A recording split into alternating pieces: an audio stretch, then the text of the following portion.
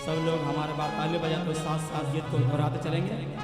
चल चल चल ओ साथी चल चल चल चल ओ साथी चल चल चल चल ओ साथी चल चल चल चल ओ साथी चल चल चल चल ओ साथी चल चल चल चल ओ साथी चल। आज युग ने हमें है पुकारा, पीर रोते हो की मिटाने। आज युग ने हमें है पुकारा, पीर रोते हो की मिटाने। दुख भ्रम में भटकते हो रास्ता एक सच्चा दिखाने। दुख भ्रम में भटकते हो रास्ता एक सच्चा दिखाने। आज युग ने हमें है पुकारा, पीर रोते हो की मिटाने। आज युग ने हमें है पुकारा, पीर रोते हो की मिटाने।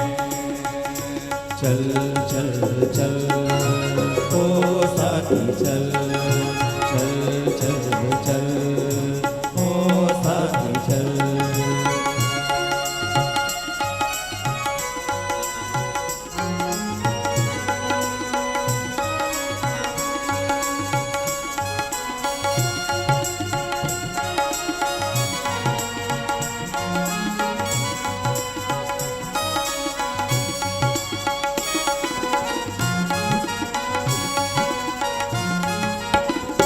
आसमानों पे उड़ती हवाएं तेरा स्वागत करेंगी ये राहें।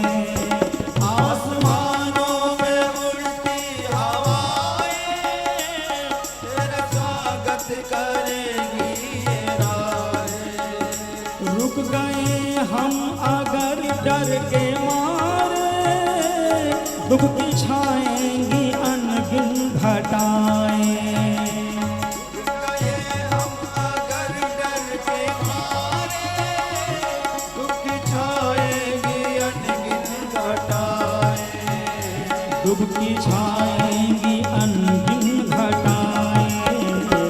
इसलिए जाग कर चलो प्रहरी, इसलिए जाग कर चल दो प्रहरी। सोए वीरों को जग में जगाने, इसलिए जाग कर चल दो प्रहरी। सोए वीरों को जग में जगाने। आज युग ने हमें है पुकारा, पीर रोते हो की मिटाने। चल चल चल ओ साथी चल चल चल चल ओ साथी चल।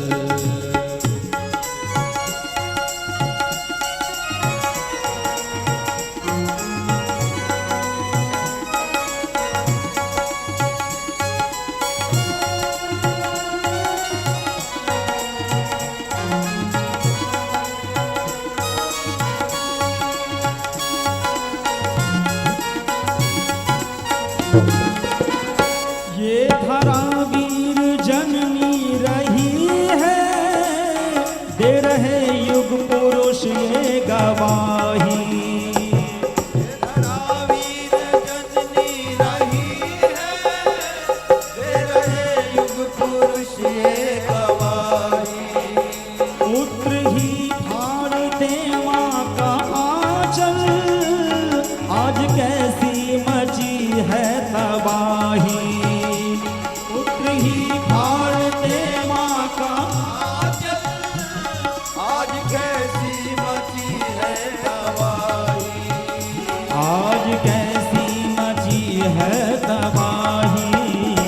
बढ़ के आगे ये दुनिया से कह दो, बढ़ के आगे ये दुनिया से कह दो, आ गए माँ की इज्जत बचाने। बढ़ के आगे ये दुनिया से कह दो, आ गए माँ की इज्जत बचाने। आज युग ने हमें है पुकारा, पीर रोते हुओं की मिटाने। चल चल चल ओ साथी चल, चल चल चल ओ साथी चल। प्रेम से ताली बजाइए।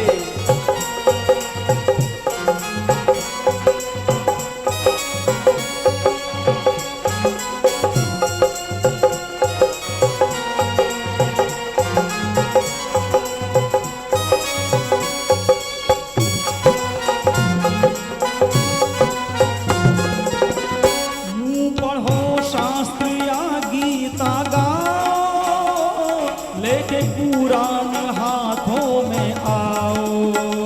यूं पढ़ो शास्त्र या गीता गाओ, लेके कुरान हाथों में आओ।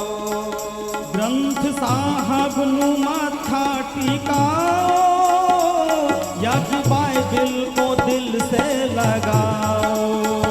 ग्रंथ साहब नु माथा टिकाओ, या कि बाइबिल को दिल से लगाओ, या कि बाइबिल को दिल से लगाओ। बन के इंसान वो अल्लाह के बंदो, बन के इंसान वो ईश्वर के बंदो, आओ खुशियों का गुलशन खिलाने। बन के ईश्वर के बंदो, आओ खुशियों का गुलशन खिलाने। आज युग ने हमें है पुकारा, पीर रोते हुओं की मिटाने। आज युग ने हमें है पुकारा, पीर रोते हुओं की मिटाने।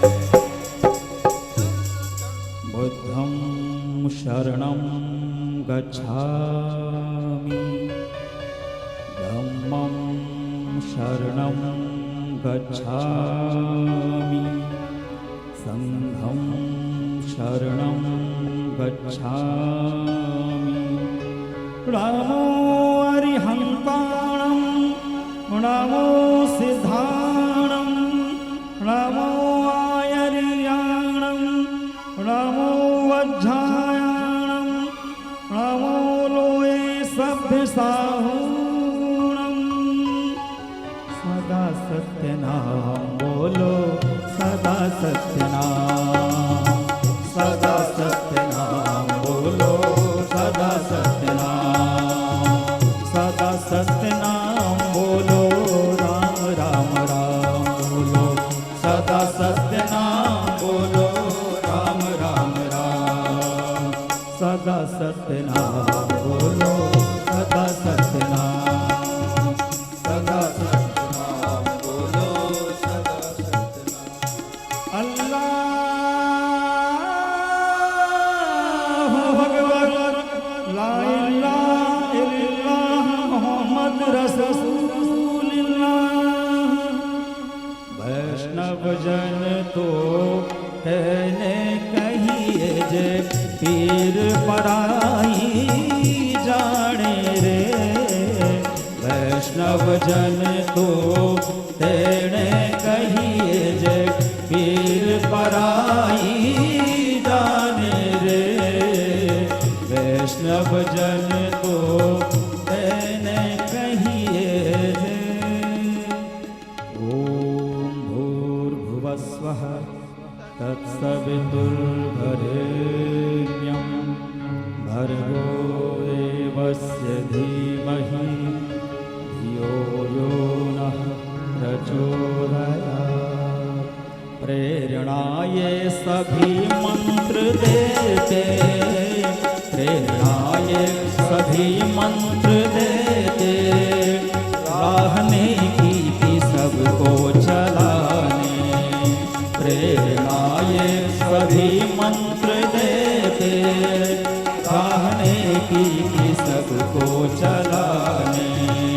आज युग ने हमें है पुकारा, पीर रोते हो की मिटाने।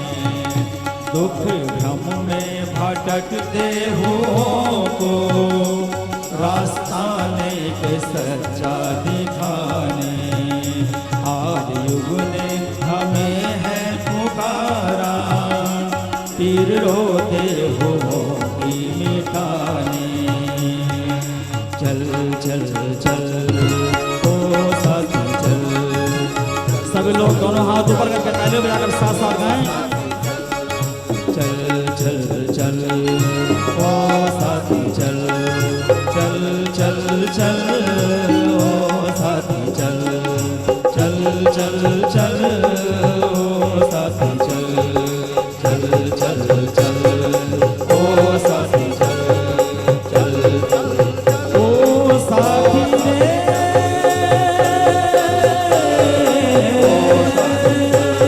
ओ साथी, ओ साथी, ओ साथी। बोलिए भारत माता की जय। परम गुरुदेव की जय। चल चल चल ओ साथी चल। आइए इन्हीं पंक्तियों के साथ आज के इस कार्यक्रम की शुरुआत करते हैं। हम आए हुए हमारे सभी मेहमानों का, अतिथियों का, गेस्ट का वेलकम करते हैं, स्वागत करते हैं, अभिनंदन करते हैं, इस्तकबाल करते हैं। हम हृदय से आप सभी के आभारी हैं कि आपने यहाँ आकर के हम सबका इज़्ज़त अफजाई किया है। मैं अतिथियों से विनम्र निवेदन करूँगा कि वे यहाँ आएँ और आज के कार्यक्रम की शुरुआत दीप प्रज्वलन के माध्यम से करें। आप सभी से निवेदन है, कार्यकर्ताओं से निवेदन है, दीप प्रज्वलन के लिए प्रक्रिया प्रारंभ करें। कार्यकर्तागण हमारे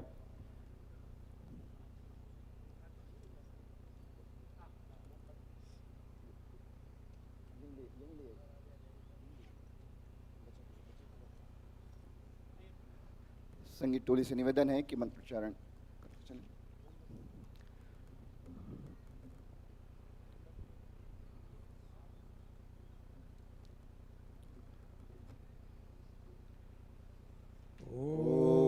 ओमाग्नेय सुपताराय अस्मान् विश्वानि देववयुनानि विद्वान् युयोधस्मज्जुराणमेनो भूयिष्ठां ते नम उक्तिं विधेम। ॐ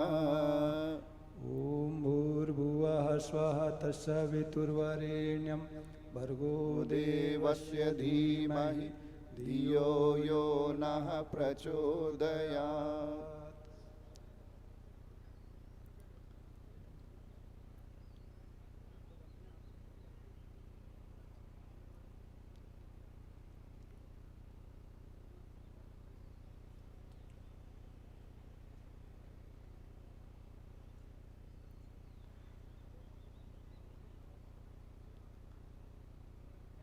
सभी धर्मों में प्रकाश का अपना एक महत्व है और सभी कार्यक्रमों की, सभी शुभ कार्यक्रमों की शुरुआत हम दीप प्रज्वलन, कैंडल लाइटिंग किसी न किसी रूप में करते हैं। हमारे सभी अतिथिगण दीप प्रज्वलन कर रहे हैं।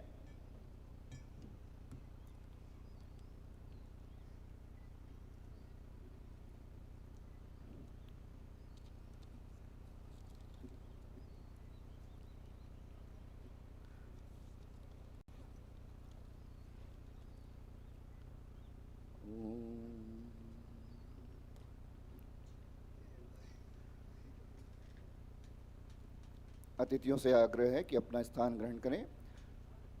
हमारी संस्कृति हमारे किसी भी अभ्यागतों के, अतिथियों का सम्मान करना अपना परम धर्म समझती है।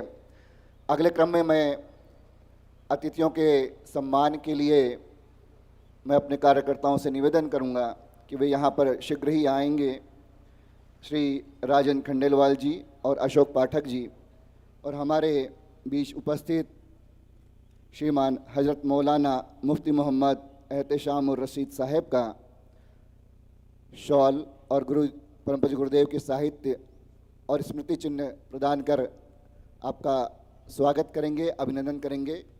श्री खंडेलवाल जी भाई साहब और अशोक पाठक जी भाई साहब शीघ्र ही यहाँ आ जाएं। कार्यकर्ताओं से निवेदन है, मैं नाम ले रहा हूँ, यहाँ पर आ जाएं सभी। महेंद्र भाई साहब, डॉक्टर पुष्पा हजारे दीदी, श्री नरेश विज जी, वासुदेव टेम्बरे जी। सबसे निवेदन है कि करतल ध्वनि से स्वागत करते चलेंगे। अतिथियों का सम्मान हो रहा है, स्मृति चिन्ह भेंट दी जा रही है। मौलाना साहब का अब सम्मान करिए। मैं निवेदन करूंगा महेंद्र भाई साहब का, डॉक्टर पुष्पा हजारे दीदी का, हमारे बीच उपस्थित रेवरेंड फादर ग्लैंड मैस्करनेस आपका स्वागत करेंगे, स्वागत श्रीफल दे करके। महेंद्र भाई जी, डॉक्टर पुष्पा हजारे दीदी। अगले क्रम में श्री नरेश विज जी और श्री वासुदेव टेम्बरे भाई साहब यहाँ पर आ जाएं।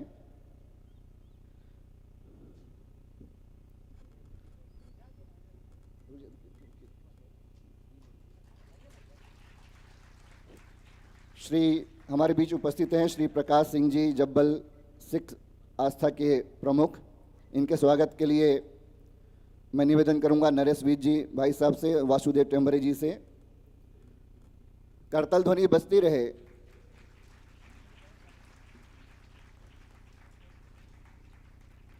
निवेदन करूंगा मैं द्वारकाधीश पारजानी भाई साहब से और संजय गर्ग जी से कि वे यहाँ पर आएं।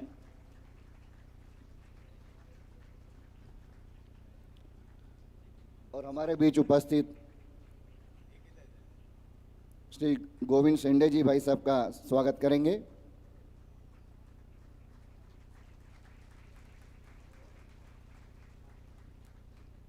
द्वारकाधीश जी भाई साहब और संजय गर्ग जी भाई साहब यहाँ आएंगे। और हमारे बीच उपस्थित विश्व हिंदू परिषद के प्रधानमंत्री, विदर्भ के प्रांत मंत्री गोविंद जी शेंडे भाई साहब का स्वागत श्रीफल देकर करेंगे।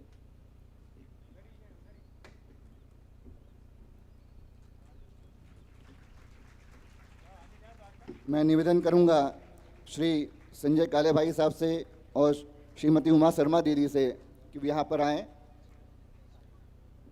और हमारे शांतिकुंज के वरिष्ठ प्रतिनिधि श्री श्याम बिहारी दुबे जी भाई साहब का स्वागत करेंगे।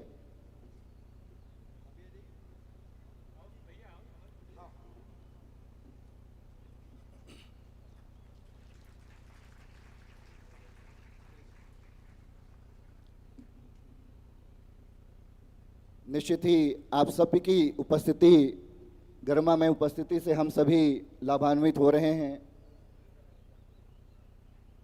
आप सबके प्रति हमारी कृतज्ञता है कि आपने अपना अमूल्य समय हम सबके बीच दिया है, हमारे निवेदन को स्वीकार किया है और आज के इस कार्यक्रम में आपकी यह उपस्थिति दर्शाती है कि हम सब एक ही डाल के पंछी हैं। स्वागत के इस क्रम को अब यहाँ पर विराम देते हुए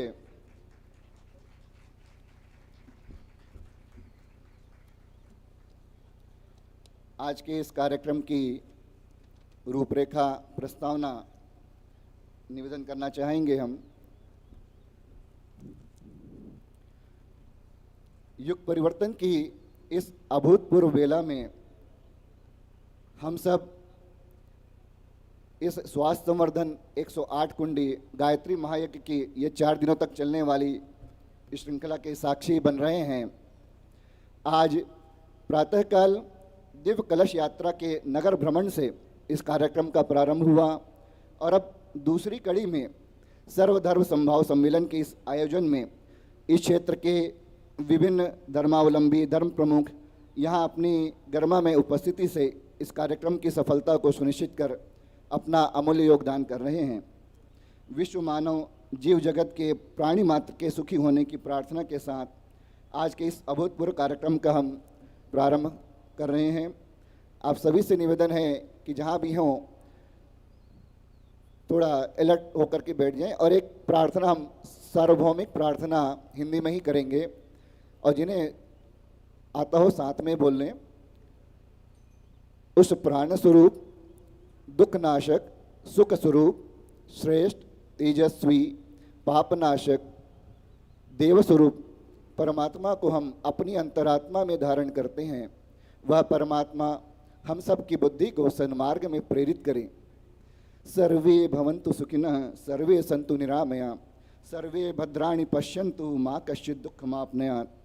ओम सहनाववतु सहनौ भुनक्तु सह वीर्यं करवावहै, तेजस्विनावधीतो मस्तु मा विद्विषावहै।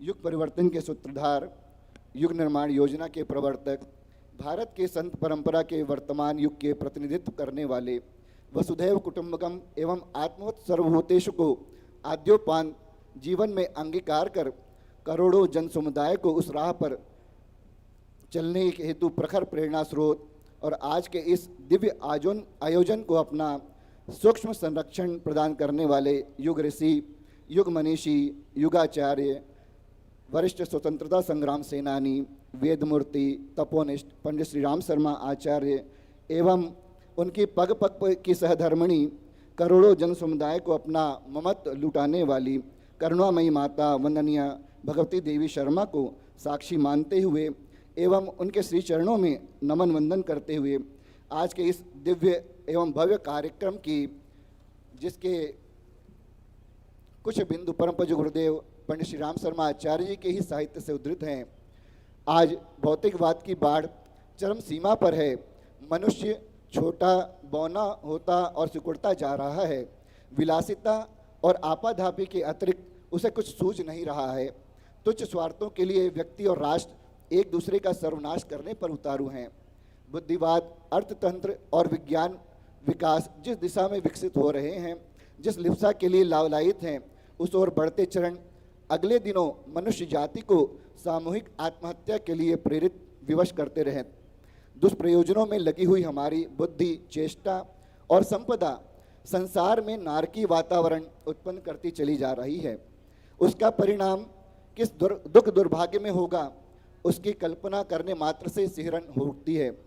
वैश्विक परिदृश्य पर हम नज़र डालें तो हम पाते हैं कि आज की स्थिति में संसार भूतकालीन पिछड़ेपन की अपेक्षा कहीं अधिक दुर्गतिग्रस्त है।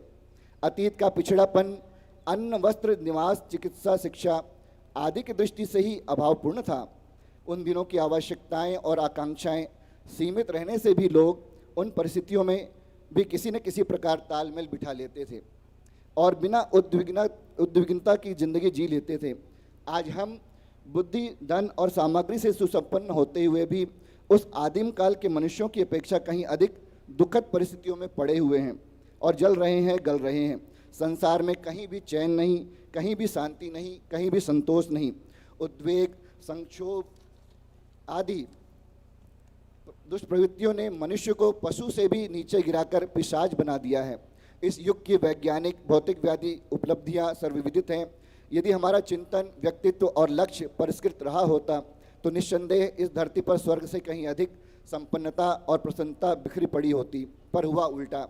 इतिहास साक्षी है कि विश्व की प्रगति जब जब भी हुई है, भारत ने विकास के आरंभ से ही असाधारण योगदान दिया है। इस देश के देव मानव सदा से ही अपने को विश्व मानव मानते रहे और किसी क्षेत्र विशेष की परिधि में अपने को सीमित न रखकर समस्त संसार की अवगति को प्रगति में बदलने के लिए भगीरथ प्रयत्न करते रहे। इन सब घटनाओं का संकेत परम पूज्य गुरुदेव ने अपनी कई साहित्य में कहा है। महाकाल और उसके युग प्रत्यावर्तन प्रक्रिया, भारत का समस्त विश्व को भारत के अजस्त्र अनुदान आदि साहित्यों में। इसी कड़ी में आज का यह सर्वधर्म संभाव सम्मेलन का आयोजन अपने आप में अनूठा और अभूतपूर्व है। निश्चित ही आज के सभी धर्मानुयायी पंथ प्रमुख विभिन्न धर्म ग्रंथों में उन विशेषताओं के माध्यम से, उन विशेषताओं से यहाँ उपस्थित जन समुदाय का विशेष मार्गदर्शन करेंगे, जिससे कि समस्त मानव जाति आज जो पीड़ा पतन से कराह रही है, तड़फ रही है, उसका सार्वभौमिक सर्वकालिक मार्ग प्रशस्त होगा, जिससे कि आने वाली पीढ़ी के लिए संपूर्ण विश्व एक देश होगा, एक ही धर्म, मानवता धर्म, एक ही भोली सद्भावना की होगी, एक समस्त मनुष्य जाति देवत्व से विभूषित होगी। अथर्ववेद की इन 4 पंक्तियों के माध्यम से इस प्रस्तावना को हम विराम देना चाहेंगे। एक ही घोंसले के पंछी हम सारे, हो चाहे भिन्न पहनावे हमारे, है अलग बोली भाषाएं हमारी, भले हों भिन्न धर्म अनुयायी, हो चाहे हमारी संस्कृतियां विभिन्न, फिर भी करते साझा वसुधा अभिन्न। एक ही ग्रह में जन्मे और उसी आसमां से आच्छादित हम, सदा निहारते वे ही तारे, लेते श्वास उसी पवन में हम सारे। सीख सकें गर सह प्रगति भी, सीख सकें गर सह प्रगति भी, या फिर मिट जाएं हम सब साथ। बेशक व्यक्ति अकेला रह सकता, पर है जीवंत वही जो सामाजिक होता है। बेशक व्यक्ति अकेला रह सकता है, पर है जीवंत वही जो सामाजिक होता है। मैं इन्हीं प्रस्तावना के साथ मैं अधिक समय ना लेते हुए, चूंकि समय अधिक हो चुका है, मैं निवेदन करूंगा, गुजारिश करूंगा कि इस सर्वधर्म संभाव सम्मेलन कामती के जेरे एहतिमाम हर खास आम की सेहतयाबी तंदुरुस्ती के गरज से स्वास्थ्य संवर्धन 108 कुंडी गायत्री महायज्ञ में मुस्लिम समाज की नुमाइंदगी में पेश हुए हज़रत मौलाना मुफ्ती मोहम्मद एहतशाम रशीद साहब से उनका दिली तौर पर इस्तकबाल करता हूँ, और हमें इल्तिजा करते हैं कि वे यहाँ अपना तशरीफ़ लाएँ और आज के इस कार्यक्रम में अपने चंद शब्दों से हमें आशीर्वाद बनाएं। मौलाना साहब।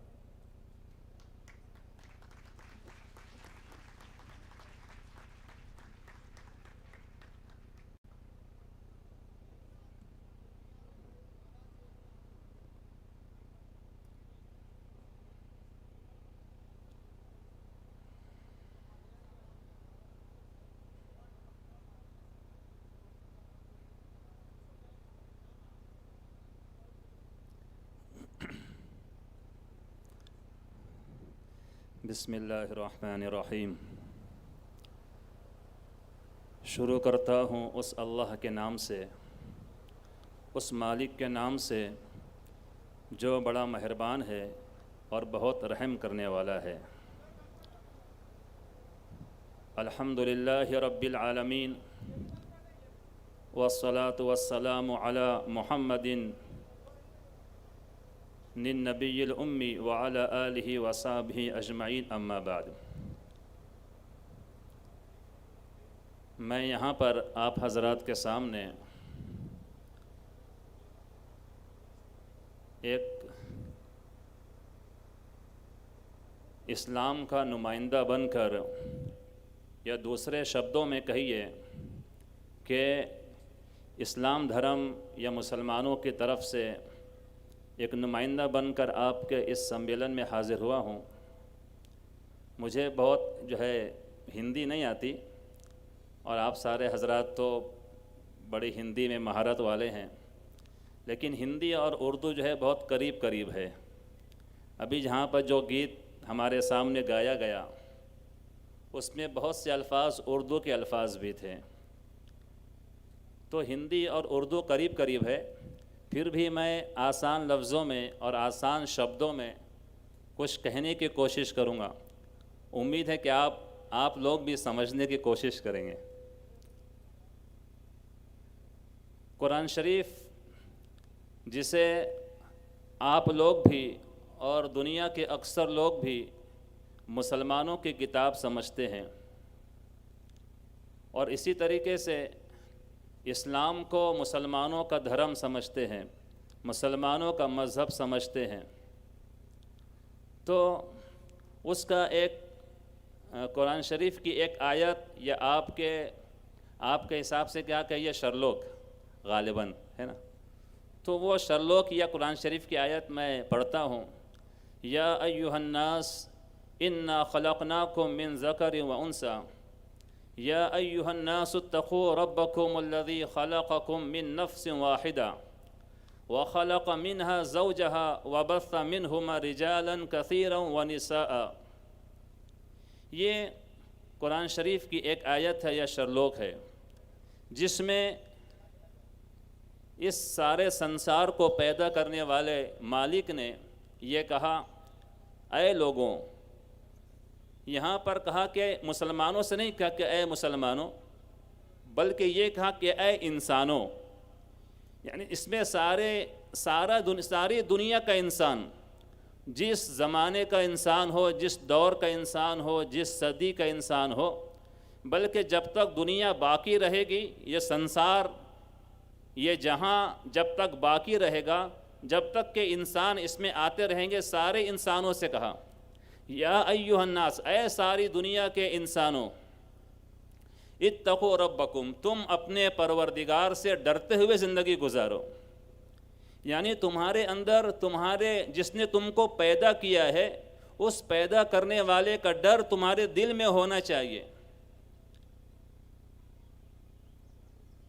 या अय्युहन्नास इत्तक़ू रब्बकुम अल्लज़ी ख़लक़कुम मिन नफ्सिन वाहिदा। और फिर आगे मालिक ने कहा कि हमने तुमको एक माँ बाप से पैदा किया। यानी दुनिया के सारे इंसानों को, चाहे वो जिस धर्म से, जिस मज़हब से ताल्लुक़ रखते हों, कहा कि सारे इंसानों को हमने एक माँ और एक बाप से पैदा किया। तो इंसान जो है, जब से इंसान का वजूद हुआ है, उस वक्त भी इंसान था, बंदर नहीं था, और आगे भी इंसान ही रहेगा, आगे भी इंसान ही रहेगा। जब तक दुनिया बाकी है, इंसान रहेगा। और जब से इंसान पैदा हुआ तब से इंसान ही है, कोई और रूप के अंदर इंसान पैदा नहीं हुआ। तो कहा कि हमने तुमको एक माँ बाप से पैदा किया।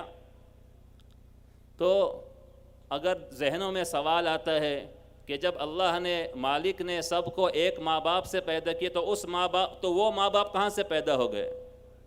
लेकिन ये वो सवाल है कि ये सवाल कहीं भी जाकर ख़त्म नहीं होगा।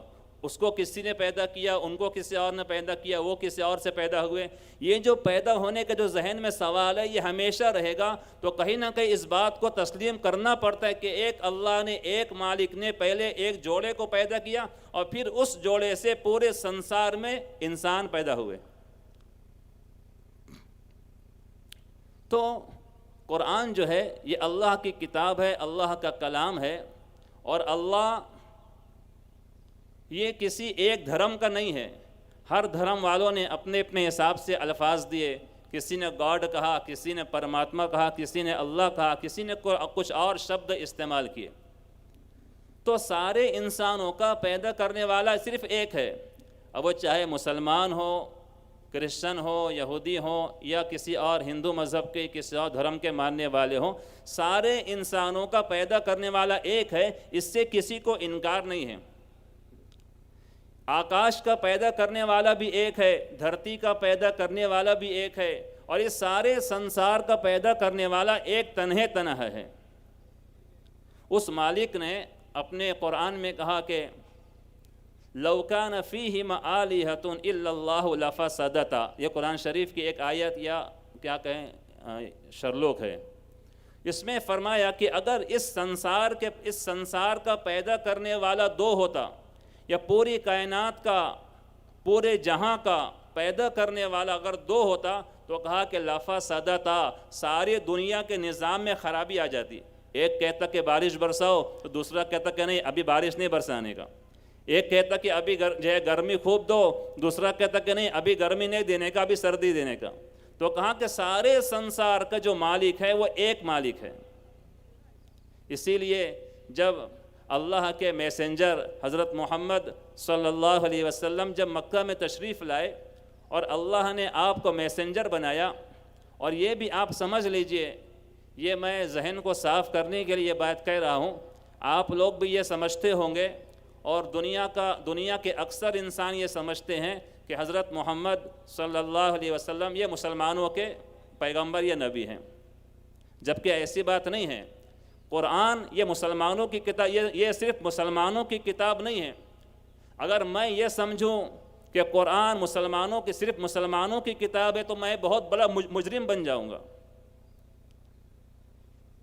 क्योंकि जब सारे इंसानों का एक मालिक है, तो उस मालिक ने जो किताब भेजी, वो किताब भी सारे इंसानों के लिए है। इसीलिए कुरान करीम का ये जो शरलूक है कि ये कुरान शरीफ के बारे में कहा कि हुदल लिल आलमीन, ये सारे दुनिया के इंसानों के लिए। और इसी तरीके से मोहम्मद साहब को कहा गया रहमतुल लिल आलमीन, कि वो सारी दुनिया के लिए रहमत बना के भेजे गए, ना कि सिर्फ मुसलमानों के लिए। तो अब सबसे पहली बात है कि अपने जहन में ये बिठाएं कि कुरान जो है ये सिर्फ मुसलमानों की किताब नहीं है, बल्कि ये आप सब की किताब है। इसीलिए कुरान शरीफ को भी हर ज़बान में उसका तर्जमा है, उसको पढ़ने की कोशिश करना चाहिए। और इसी तरीके से मोहम्मद साहब सल्लल्लाहु अलैहि वसल्लम ये सिर्फ मुसलमानों के पैगंबर या मैसेंजर नहीं हैं, बल्कि सारे इंसानों के लिए रहमत बनाकर भेजे गए। आप में से बहुत से ऐसे हजरात होंगे जिनको इस्लाम के बारे में काफ़ी कुछ मालूमात होंगी। बहुत से आप में से ऐसे हजरात होंगे कि जिन्होंने इस्लाम के ऊपर रिसर्च की होगी। आप में से बहुत से ऐसे हजरात होंगे कि जिन्होंने हज़रत मोहम्मद साहब की ज़िंदगी के ऊपर से कुछ जो है पढ़ा होगा किताबों के अंदर, या न्यूज़ में कुछ सुना होगा। तो सबसे पहली चीज़ ये कि मैसेंजर हज़रत मोहम्मद सल्लल्लाहु अलैहि वसल्लम ने ये कहा कि अल खल्क़ु अयालुल्लाह, कि मखलूक जितनी की जितनी हैं, ने सारी दुनिया के इंसान, कहा कि ये अल्लाह की अयाल हैं। अयाल मीन्स जैसे एक जो ख़ानदान होता है, एक ख़ानदान में मुख्तलिफ़ अफराद होते हैं, तो कहा कि ऐसे ही ये सारा जो संसार है, सारी दुनिया का जो इंसान है, ये अल्लाह का एक ख़ानदान है, एक अल्लाह की अयाल है। और फिर कहा कि फ़अहब्बुल ख़ल्क़ि इलल्लाहि मन युहसिनु इला अयाली। अब आगे ये कहा कि अल्लाह को वो शख्स सबसे ज़्यादा पसंद है, अल्लाह को, मालिक को वो शख्स सबसे ज़्यादा पसंद है जो उसकी अयाल के साथ, उसके ख़ानदान के अफराद के साथ अच्छा सलूक करे। बड़ी मशहूर बात है कि कहा गया हज़रत मैसेंजर साहब ने कि वो मुसलमान नहीं हो सकता। मुसलमानों से कहा कि वो मुसलमान नहीं हो सकता कि खुद पेट भर कर रात गुजार ले, लेकिन बाजू में उसका कोई पड़ोसी हो, चाहे जिस धर्म का मानने वाला हो, है तो इंसान ही, इंसानियत के नाते उसका एक रिश्ता है, एक मोहब्बत है। उसे मोहब्बत करना सिखाया कि अगर पेट भर कर सो जाए और बाजू में उसका कोई पड़ोसी, चाहे जिस धर्म का मानने वाला हो, अगर वो भूखा रात में सो जाए और ये पेट भर कर सोए, कहा कि ये शख्स मुसलमान नहीं हो सकता। मुसलमान वो है।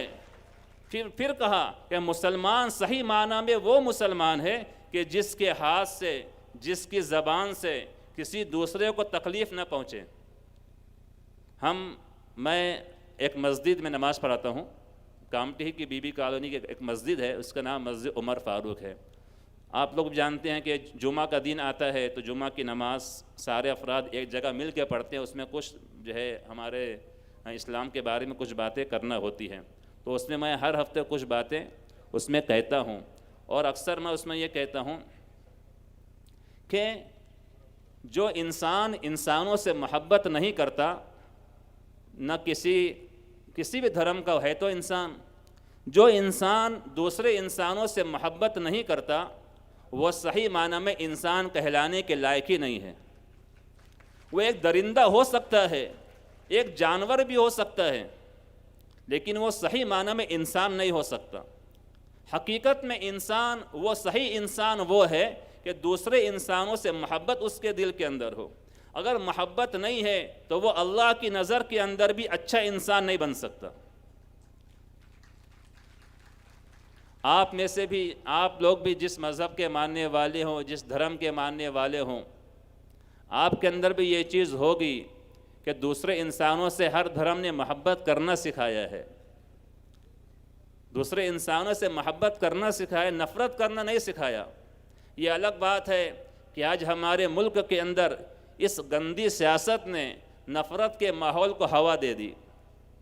वो जो अंग्रेज़ों की जो सोच थी कि लड़ाओ और हुकूमत करो, वही सोच आज फ़िरका परस्तों की बन चुकी है कि अगर हमें हुकूमत करना है तो इन धर्म वालों को आपस में लड़ा दो, ये लड़ते रहेंगे, हमारी हुकूमत बाकी रहेगी। उनको धर्म से कोई वास्ता नहीं है, ना ऐसे लोगों का कोई धर्म होता है। उनका धर्म सिर्फ पैसा होता है, उनका धर्म सिर्फ कुर्सी होती है कि कुर्सी रहे और पैसा रहे, ये उनका सबसे बड़ा धर्म है। कितने नौजवान अफराद मुस्लिम हो या दूसरे धर्म के हों, कितनी छोटी छोटी मासूम बच्चियां मुस्लिम हो दूसरे धर्म की हों, आज उनकी बेइज्जती का शिकार हुई। तो ऐसे लोग हकीकत में इंसान नहीं होते, ये इंसान की शक्ल में एक दरिंदे होते हैं, इंसान की शक्ल में एक दरिंदे होते। लोग समझते कि इंसान हैं, हालांकि हकीकत में उनके अंदर इंसानियत मर चुकी होती है। और जिस इंसान के अंदर से इंसानियत मर जाए वह इंसान दरिंदा बन जाता है। वह इंसान क्या होता है? दरिंदा। जैसे आदमखोर शेर आपने सुना होगा, वो आदमखोर शेर क्या होता? वो आदमियों का शिकार करता, क्योंकि उसे आदमियों का खून का चस्का लग जाता। अब उसे आदमियों के गोश्त के अंदर ही मज़ा आएगा, आदमी का खून पीने के अंदर मज़ा आएगा, तो उससे कहते हैं कि आदमखोर शेर। तो ये लोग कौन है? इंसानियत खोर शेर हैं। ये इंसानियत को ख़त्म करने वाले अफराद हैं। तो हकीकत ये है कि सारे धर्म ने हर इंसान से मोहब्बत करना सिखाया है।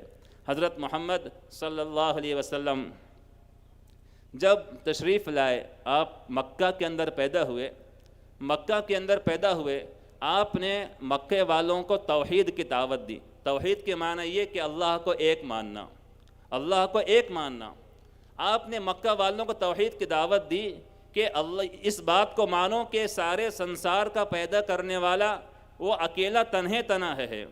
उस ज़माने के अंदर भी ये था कि लोग जो है बुतों के आगे, मूर्तियों के आगे पूजा किया करते थे, अपने माथों को टेका करते थे। तो इस्लाम ने, कुरान ने उनसे कहा, मोहम्मद साहब ने सल्लल्लाहु अलैहि वसल्लम, उन्होंने मक्का के लोगों से कहा कि तुम अपने हाथों से एक पत्थर की शक्ल बनाते हो और फिर अपने माथे को उसके सामने झुकाते हो, जबकि सारी दुनिया के अंदर सारी मखलूक समझ आए ना? मखलूक यानी मालिक ने जिसको पैदा किया, जितनी चीज़ें, सारी मखलूक, इंसान हो गैर इंसान के अलावा दूसरी चीज़ों, कहा कि सारी मखलूक के अंदर सबसे ज़्यादा क्या कहेंगे, अफजल, सबसे ज़्यादा बड़ा अगर कोई मखलूक है तो इंसान है। अल्लाह ने, मालिक ने सारी दुनिया की चीज़ों को इंसान के फ़ायदे के लिए बनाया। सारी दुनिया की चीज़ों को, सूरज है, सूरज से इंसान फ़ायदा हासिल कर रहा है, चाँद है, चाँद से इंसान फ़ायदा उठा रहा है, दुनिया के अंदर और बहुत सी दीगर चीज़ें हैं, वो इंसान उन चीज़ों से फ़ायदा उठा रहा है क्योंकि ये इंसानों के फ़ायदे के लिए मालिक ने पैदा किया है। तो कुरान ने कहा, मोहम्मद साहब ने कहा कि जो चीज़ें तुम्हारे फ़ायदे के लिए पैदा की गई हैं वो तुम्हारा भगवान नहीं है, वो तुम्हारा परमात्मा नहीं है। वो सूरज है, सूरज का बनाने वाला कोई और है। ये इतना बड़ा समुंदर है, इस समुद्र का बनाने वाला कोई और है। ये इतना बड़ा आकाश है, इस आकाश को बनाने वाला कोई एक है। इतनी बड़ी धरती है, ये इस धरती को पैदा करने वाला, बनाने वाला एक है। तो जो वो एक है जिसने सारे संसार से और सारी चीज़ें बनाई, वो सिर्फ उस एक के आगे अपने माथे को टेको। तो मोहम्मद साहब ने ये तालीम दी, फिर धीरे धीरे लोगों ने उनकी तालीम को कबूल किया। इस हिंदुस्तान के अंदर भी ऐसे लोग आए, सूफ़ी हजरात आए और दीगर जो है ऋषि हजरात आए। वहाँ पे उन लोगों ने यहाँ इस मुल्क के अंदर इंसानियत को, मोहब्बत को फैलाया। और ये मुल्क एक ज़माने में अमन का, मोहब्बत का, भाईचारे का गहवारा रहा है। एक शायर का बड़ा अच्छा शेर है कि चिश्ती ने जिस ज़मी में पैगाम हक़ सुनाया, चिश्ती ने जिस ज़मी में पैगाम हक़ सुनाया, नानक ने, गुरु नानक साहब ने, कि नानक ने जिस चमन में वहदत का गीत गाया, तातारियों ने जिसको अपना वतन बनाया, जिसने हिजाजियों से दश्ते अरब छुड़ाया, मेरा वतन वही है, मेरा वतन वही है। टूटे थे जो सितारे फारिस के आसमां से, फिर ताब दे के चमकाए जिसने कह कशाशे, वहदत की लय सुनी थी दुनिया ने जिस मकां से, मेरे अरब को आई ठंडी हवा जहाँ से, मेरा वतन वही है, मेरा वतन वही है। मुख्तसर ये कि इस्लाम ने अपने मानने वालों को ये सिखाया कि अपने अलावा हर एक से मोहब्बत करो। एक किताब मेरे सामने है, यहाँ पर मुझे गिफ्ट दी गई है। ये पंडित श्री राम शर्मा आचार्य साहब की उर्दू के अंदर किताब है। इसमें आखिर में, पीछे में 1 से लेकर 18 तक कुछ क्या कहेंगे पॉइंट्स, कुछ बातें लिखी हुई हैं। इसमें जितनी बातें हैं 1 से लेकर 18 तक, इसमें हर बात इस्लाम के मुताबिक है। इसमें हर बात जो है, ये पीछे जो नोट्स दिए हुए हैं, ये तो मेरे पास उर्दू किताब है, बाकी तो हिंदी में होगी। ये किताब का नाम है मैं क्या हूँ। आखिर में 1 से लेकर 18 तक जो पॉइंट्स है, ये सारे पॉइंट्स इस्लाम के मुताबिक हैं, कोई इस्लाम के खिलाफ नहीं है। तो इस्लाम ने मोहब्बत का दर्स दिया, बल्कि यहाँ तक सिखाया, हमारे क्या बल्कि सबके कहूँ, हज़रत पैगंबर मोहम्मद साहब सल्लल्लाहु अलैहि वसल्लम ने एक वाक़या मुख्तसर बयान किया। ये चंद बातें कहें कि मैं अपनी बात ख़त्म करूँगा।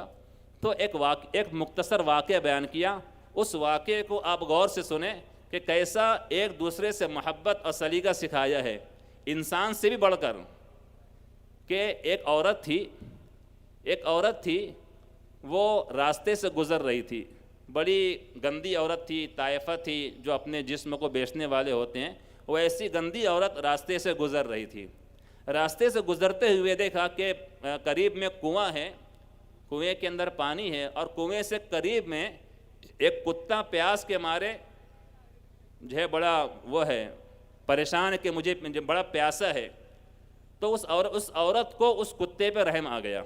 कुत्ता है, उस औरत को उस कुत्ते पे तरस आ गया कि कैसे मैं इस कुत्ते की प्यास बुझा दूं। उस औरत ने ये कि उस ज़माने में ये होता था कि लोग जो है चमड़े के मोज़े पहना करते थे। उसने अपने दुपट्टे से जो है उस मोज़े को बांधा और कुएं के अंदर से चमड़े के मोज़े में उसने पानी निकाला। पानी निकाल कर उसने उस प्यासे कुत्ते को पानी पिलाया। उस प्यासे कुत्ते को उसने पानी पिलाया, उस कुत्ते की प्यास बुझ गई, वो औरत आगे चल दी।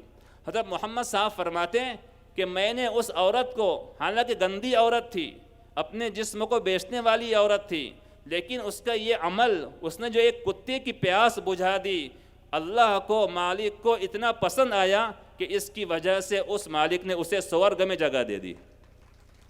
तो जब एक कुत्ते की प्यास बुझाने पर एक औरत स्वर्ग में जा सकती है, तो जो इंसान दूसरे इंसान की प्यास बुझाएगा, जो इंसान दूसरे इंसान से मोहब्बत करेगा, जो इंसान दूसरे इंसानों के साथ अच्छा सलूक करेगा, उनकी तकलीफ़ों को दूर करेगा, जुल्म के ख़िलाफ़ उनका साथ देगा, इंसाफ दिलाने में उनका साथ देगा, तो आप सोचिए कि वो इंसान कितना महान इंसान होगा। और इसी के दूसरी तरफ एक और ऐसी मुख्तसर वाक़या है। मोहम्मद साहब कहते हैं कि एक औरत थी, वो बहुत अच्छी मुसलमान थी, बहुत नमाज़ पढ़ने वाली थी, बहुत दीनदार थी वगैरह। 5 वक्त तक की आप भी जानते हैं कि 5 वक्त की नमाज़ें, बड़ी 5 वक्त तक की नमाज़ पढ़ने वाली थी, तो बहुत अच्छी मुसलमान थी। उसने ये किया कि उसने एक बिल्ली को अपने घर में पाला था, एक बिल्ली को अपने घर में पाल रखा था। एक मरतबा वो घर की वो औरत जो किसी बर्तन में दूध उसने रखा, वो बिल्ली आई और उसने दूध को पी लिया। वो बिल्ली ने उस औरत के घर के दूध को पी लिया।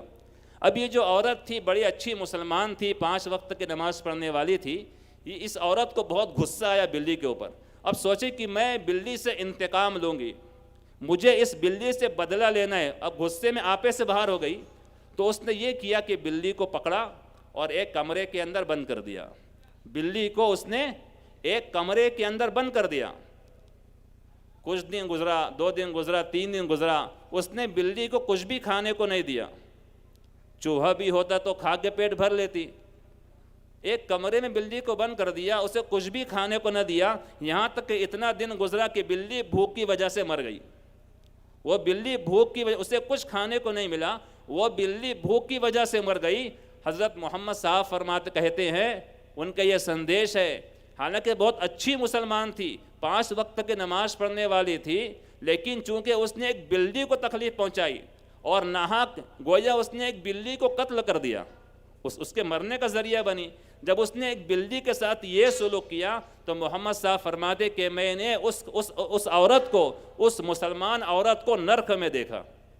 आप सोचिए कि एक बिल्ली के साथ सलूक करने पर जब ये जुर्म, ये गुनाह हो सकता है इतना बड़ा, तो कोई इंसान किसी इंसान को मार दे, कोई इंसान किसी इंसान के साथ बुरा सलूक करे, कोई इंसान किसी इंसान को तकलीफ़ पहुंचाए, तो वह संसार का कितना बड़ा मुजरिम होगा, कितना बड़ा मुजरिम होगा। इसलिए अपने आप जो कोशिश ये करें कि हम अपने आप को अच्छा इंसान बनाएं, हम अपने आप को एक दूसरे से मोहब्बत करने वाला बनाएं। और आज के माहौल में एक बहुत बड़ी बात यह है कि सुनी सुनाई बातों पर भरोसा न करें। आज के माहौल में जब हर तरफ मीडिया बिक चुका है, हर तरफ धोखा है, फरेब है, मक्कारियाँ हैं, धांधलियाँ हैं, और हमारे मुल्क के अंदर नफ़रत के जहर को फैलाने की कोशिशें की जा रही है। इन हालात में आपका भी काम है, हमारा काम है, किसी बात पे यकीन करने से पहले उसकी रिसर्च करें, तहकीक करें कि जो बात मुझ तक पहुंची है वो बात सही है या गलत है। हर सुनी सुनाई बातों के ऊपर अगर आप यकीन कर लेंगे तो फिर पूरा संसार ख़राब हो जाएगा।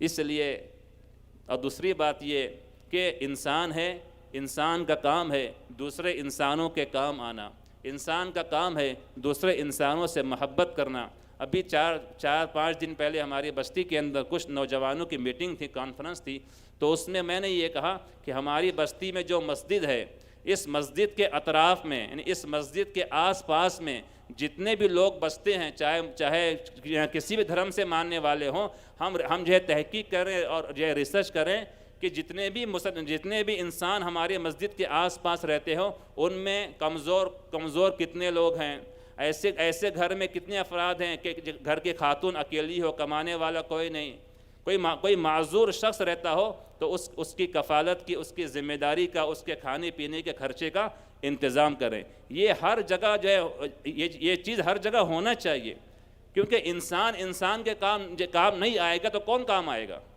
न जंगल का शेर काम आएगा, न जो है दरिंदा काम आएगा। ये इस दुनिया में इंसान बसते हैं तो इंसान को इंसानों के काम आना चाहिए, तो सही माना में इंसान है। ये कुछ बातें थी जो कही गई।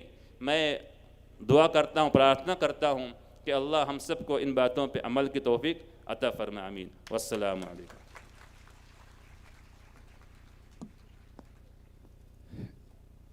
मौलाना साहब, आपने बहुत ही दुरुस्त फरमाया। मैं अपने जो कुरान के पाक विचारों से हम सबको मुखातिब कराया, उसे इन 2 लाइनों से ही समेटना चाहूँगा। किसी के काम जो आए उसे इंसान कहते हैं, पराया दर्द जो अपनाएं उसे इंसान कहते हैं। मैं अगले क्रम में हम सब के लिए बहुत ही खुशी की बात है कि आज हमारा यह सर्वधर्म सम्मेलन, संभाव सम्मेलन पूरे कोरम के साथ संपन्न होने जा रहा है। हमारे जो यहाँ जिन्होंने हमने बुलाया था, हमारे बीच उपस्थित हैं भदंत शिवनी बोधानंद थेरो जी साहब। मैं आपके स्वागत के लिए निवेदन करता हूँ हमारे बीच के वरिष्ठ प्रतिनिधि श्रीमती सुनीति दीक्षित एवं श्री राजकुमार चौरसिया जी से। क्षमा करेंगे, भदंत प्रज्ञा ज्योति यहाँ उपस्थित हैं। आपसे मैं श्री सुनीति दीक्षित दीदी एवं राजकुमार चौरसिया जी से निवेदन करूँगा आपका स्वागत के लिए यहाँ पर आएँ। करतल ध्वनि से अभिनंदन करें, स्वागत करें।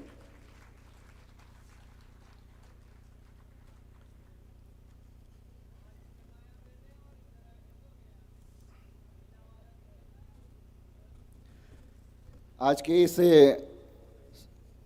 सर्वधर्म सम्मेलन की अगली कड़ी में मैं रिक्वेस्ट करना चाहूँगा रेवरेंड फादर ग्लैन मैस्करेनस से, लेकिन इसके पूर्व आपका संक्षिप्त परिचय मैं देना चाहूँगा। वैसे तो फादर किसी परिचय के मोहताज नहीं है।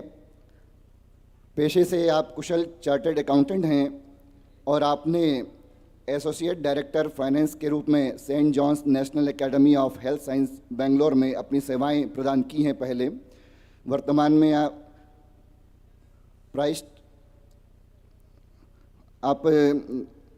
1983 में एज ए प्राइस्ट आपकी उपाधि दी गई थी और प्राइस्ट के रूप में आपने नागपुर में कई चर्चों में सेवाएं दी हैं।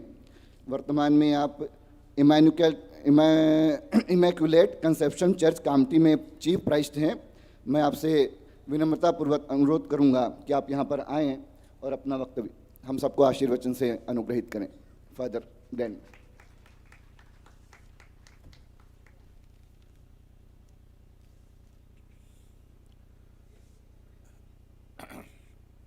प्रणाम। मेरे प्यारे भाइयों और बहनों, करीबन 35-40 साल के पहले मैं छोटे से गांव में काम कर रहा था, मध्य प्रदेश राज्य में छिंदवाड़ा जिला में। छिंदवाड़ा से नरसिंहपुर जाने का सड़क पर एक छोटा गांव था, गांव का नाम था सुरला कापा बोल के। मैं उधर गरीब जो गोंड आदिवासी लोग थे उनका विशेष रूप से वो इलाका था, और मैं साइकिल पे घूम रहा था और लोगों के बीच में रह रहा था।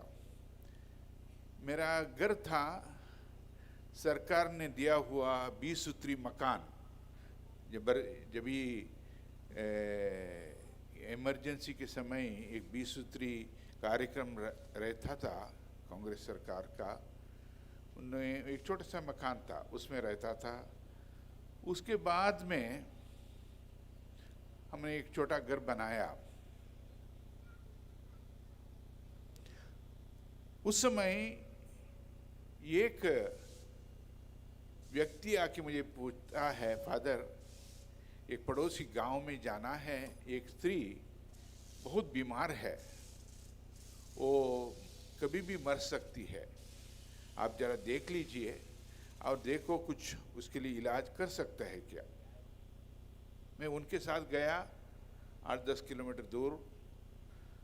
उस महिला का नाम था रामवती बाई, और वो सचमुच मरने लायक थी। एकदम बहुत अंग्रेजी में कहते हैं एमेसिएटेड बॉडी, एक बहुत इतनी बारीक हुई थी, बिस्तर में थी। उसको बिस्तर में कोई दूसरे लोग उठाना है, खाना पीना नहीं जाता था, कभी भी मर सकती है। मैं बोला इसको इधर रख के फायदा नहीं है, इतने समय आप लोगों ने क्या किया। वो बोले नहीं फादर, हम लोगों ने गांव में ही दवाई किया है, बुमका लोगों को बुलाया और सब कुछ किया, फिर वो उसका पति छोड़ के गया, उसका कोई नहीं है। और मैं क्या करूं, मैं बोला इसका शायद उसको टीबी है, और उसको टीबी हॉस्पिटल छिंदवाड़ा में है, और 60 किलोमीटर जाना है अपने को, और कैसे लेके जाएंगे। फिर हमने तय किया अगले दिन उसको बस में छिंदवाड़ा लेके जाने के लिए, और जब भी वक्त आता है उसके साथ आने के लिए कोई नहीं है। उसको उठा के बस में रखते हैं, उसके साथ मैं अकेला हूं, कोई स्त्री नहीं है, कोई पुरुष नहीं है, कोई नहीं है।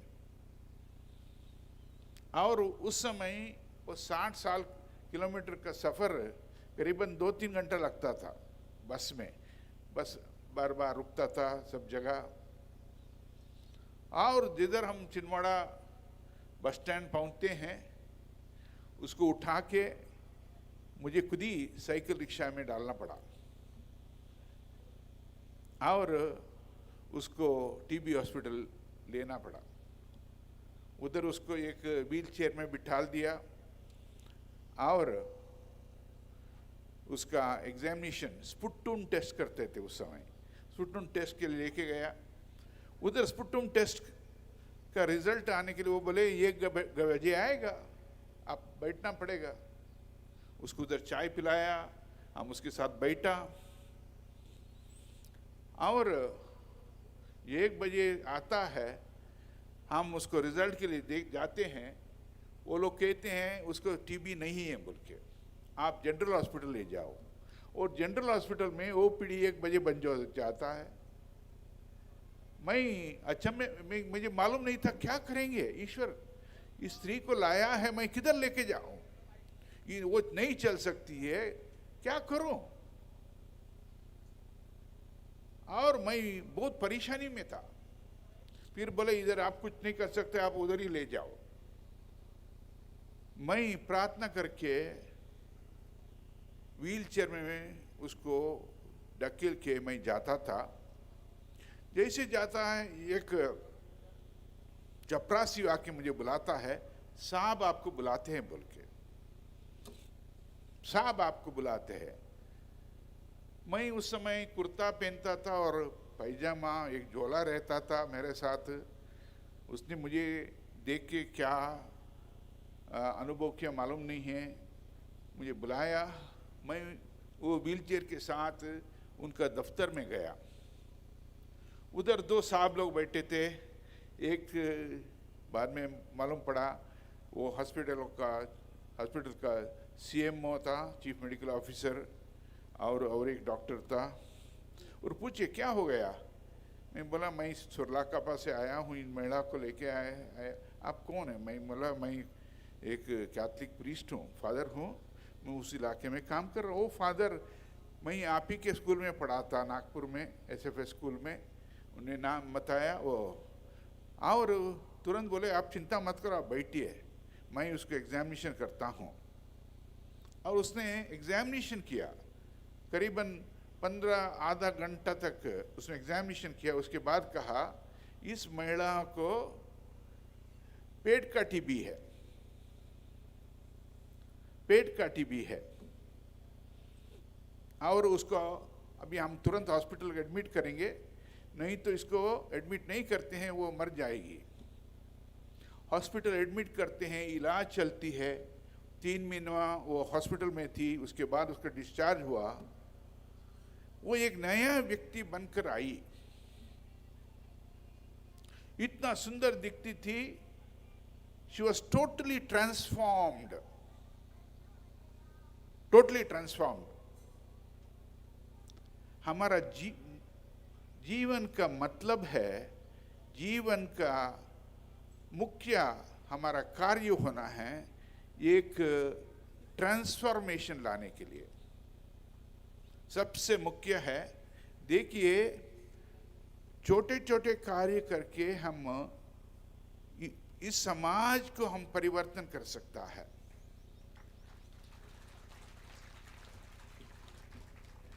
हम नई प्रश्न पूछते हैं, वो कौन सी धर्म की है, कौन सी जाति की है, वो इंसान है और उसको सहायता की जरूरत है। ये है मैंने प्रभु यीशु से सीखा था। देखिए प्रभु कहता है मैं आप लोगों को एक नियम देता हूं, एक नियम। जब भी पूर्ण बाइबल जल जाता है, आप एक विषय याद रखना है, वही है एक नियम। जैसे मैंने प्यार किया तुम एक दूसरे को प्यार करो बोल के। और प्रभु कैसे प्यार करता है? वो हमारे लिए क्रूस पर मर जाता है। वो उसका पड़ोसी के लिए मरने के लिए तैयार है। जो सच्चा दोस्त है, आपका सच्चा भलाई हित चिंतक है, वो है आपके लिए मरने के लिए तैयार रहता है। प्रभु यही कहता है, जैसे मैंने प्यार किया तुम एक दूसरे को प्यार करो। और ये आगे कहता है, जो तुमसे प्यार करता है तुम उसको प्यार करते हो, ये बड़ी बात नहीं। तो जो तुमसे नफरत करता है, तुमको द्वेषी सोचता है, तुमसे गलत करता है, उस व्यक्ति को प्यार करो। तुम्हारा एक व्यक्ति एक थप्पड़ देता है, दूसरा गाल भी दे दो और एक बार थप्पड़ मारने दो। प्यारे भाई बहनों, मेरा जन्म हुआ था दक्षिण भारत में, एक मैंगलोर बोल के एक अभी एक शहर बन गया, उस समय छोटा सा गांव था। उधर ही एक बहुत प्राचीन मंदिर था, उसका कद्री मंजुनाथ स्वामी देवस्थान बोलते थे। उसका बगल में हमारा जन्म हुआ। उस इलाके में हिंदू लोग और क्रिश्चियन लोग, हम लोग उधर रहते थे।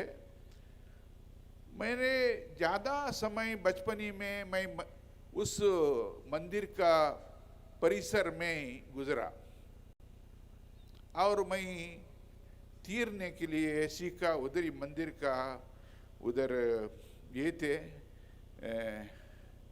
वाटर टैंक, उसमें हम सीखा। और हम लोग उस समय हम कभी ऐसे सोचे मैं क्रिश्चियन हूँ, वो हिंदू हो, मुसलमान हो, कभी नहीं सोचे। वो बात हमारे मन में कभी नहीं आई, हम सोचने लगे नहीं। सचमुच बता रहा हूँ, जब भी मैं मध्य प्रदेश उधर सुरलाकापा में काम कर रहा था, जब भी थोड़ा सा अनुभव किया, ऐसी बात, ऐसे भी लोग सोचते हैं, वो अलग है, वो अलग है, वो अलग है बोल के। देखिए, हमको प्रभु यीशु ने ये सिखाया है सबको अपनाने के लिए। और एक उसने कहा तुम पड़ोसी को प्यार करो बोलते हैं। कौन है तुम्हारा पड़ोसी? उसने एक उदाहरण दिया। एक दिन एक व्यक्ति सफर कर रहा था, उसको कोई डकैत लोग आके उसके मारते हैं, उसको चोरी करते हैं, उसको बाजू में फेंकते हैं। वो एक यहूदी था और वो मरने लायक था, सड़क के किनारे में पड़ा था। तभी एक फरीसी आता है। फरीसी माने वो यहूदियों में एक वो धर्म ग्रंथ सीखा हुआ आदमी। वो आता है, वो देखता है ये है हमारे भाई यहूदी है, फिर भी वो नजर पास नहीं आता है, उधर से गुजर जाता है, देख के गुजर जाता है। उसके बाद और एक व्यक्ति आया, लेवी, वो जैसे पुरोहित थे उनमें, वो आता है, वो देखता है, हाँ मेरा भाई यहूदी को मार के लगा इधर फेंका है, फिर उसको उठाने के लिए वो परेशान नहीं कर रहा है, निकल गया। तो कुछ समय के बाद एक समारी समाज का व्यक्ति आता है और यहूदियों के बीच में और समारियों के बीच में कट्टर विरोधी। और समारी आता है और समारी उस व्यक्ति को देखता है और वो बहुत अनुकंपा से भर जाता है। वो सवारी से उतरता है, उसको उठाता है, उसको गांव को साफ करता है, मलहम लगाता है, उस सवारी पर वो बिठालता है उसको, और वो पैदल चल के एक सराय पर जाता है। और वो सराय का मालिक को कहता है, देखो ये पैसा ले लो, इसका शुश्रूषा करो, मैं 1-2 दिन में वापस, मेरा काम निपटने के बाद वापस लौटूंगा, तब तक उसका तुम देख रेख करो, मैं उसके बाद आकर कुछ पैसा देना है मैं दे दूंगा और कुछ करना है। फिर कौन सही पड़ोसी निकला, ये प्रश्न पूछता है प्रभु। वो फरीसी पहले निकला था वो, या लेवी, या समारी? ये समारी जिनने उस व्यक्ति का सेवा किया, वो है सच्चा पड़ोसी। उसने उसको जीवन दान दिया। वो कभी हम चेहरा देख के किसी का सहायता नहीं कर सकता है। सब लोग, हम सब एक ही ईश्वर के संतान हैं। हर धर्म ये कहता है, सिखाता है हमको, सब एक ही ईश्वर के संतान हैं। और हम, ईश्वर ने मनुष्य को ऐसे बनाया, अब देख लीजिए जो हम कैसे ईश्वरीय अनुभव करते हैं। हम हिंदू धर्म में कहते हैं ब्रह्मा विष्णु शिवा, क्रिस्तीय धर्म में भी हम एक ईश्वर का अनुभव करते हैं, पिता, पुत्र और पवित्र आत्मा, ईश्वर एक है। और अन्य ऐसे बहुत धर्म हैं ऐसा अनुभव करते हैं पवित्र तृत्व का। माने हम देखिए, हम सब, हमारा ज्ञान कम है और सब कुछ हम नहीं जान सकते हैं।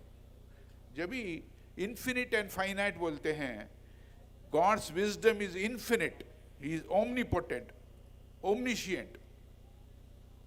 हम बहुत कुछ जानते हैं, बहुत कम जानते हैं, इसलिए संपूर्ण रूप से हम सत्य को हम अनुभव नहीं कर सकते हैं।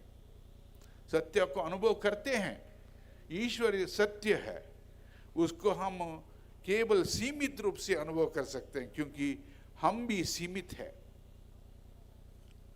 आपको अंत में एक कहानी कहता हूं, मेरे जीवन का ही। एक बार मेरे पास एक व्यक्ति सड़क में एक्सीडेंट में पड़ा था, उस व्यक्ति को मेरे पास लेके आया। एक जब भी मैंने कहा सुरलाकापा में रहता था, उधर उस व्यक्ति ने जिसने लाया उसका नाम था शायद विनोद नेमा बोल के। उधर छोटा सा व्यापारी था, वो मोटरसाइकिल में जा रहा था और एक व्यक्ति जो मोटरसाइकिल में जा रहा था उसका एक्सीडेंट हुआ। क्योंकि उस समय ये गाय चराने के लिए लोग लेके जाते हैं, गाय भैंसपुरा और सांडपुरा। अब उसको एक्सीडेंट हुआ, वो गिर गया और उसको चोट पहुंचा। आसपास कोई हॉस्पिटल नहीं था, उसको मालूम नहीं था किधर लेके जाएंगे बोल के। उनने मेरे पास लेके आया उस व्यक्ति को, और फादर आप कुछ इसको दवाई लगा सकता है, कुछ कर सकते हैं। मैं ज़रूर नहीं बोला, ये हमारा कर्तव्य है, एक दूसरे को हम नहीं ना कुछ पूछते नहीं, हम केवल उनको जो करना है करते हैं। उसको मैंने गाँव साफ किया, उसको मलहम लगाया, पट्टी लगाया, सब कुछ किया और एक कप चाय दिया, आप आराम करो, एक कप चाय पियो। उसके बाद हमारा बातचीत हुई और बातचीत के समय उसको मालूम था मैं एक चर्च में फादर हूँ, उधर काम कर रहा हूँ बोल के। मैं उनसे पूछा आप किधर जा रहे थे, वही बाद में बताया वो कोई एक अग्रवाल है बोल के, और वो आरएसएस का वो छिंदवाड़ा जिला का और सियोनी जिला का वो इंचार्ज था।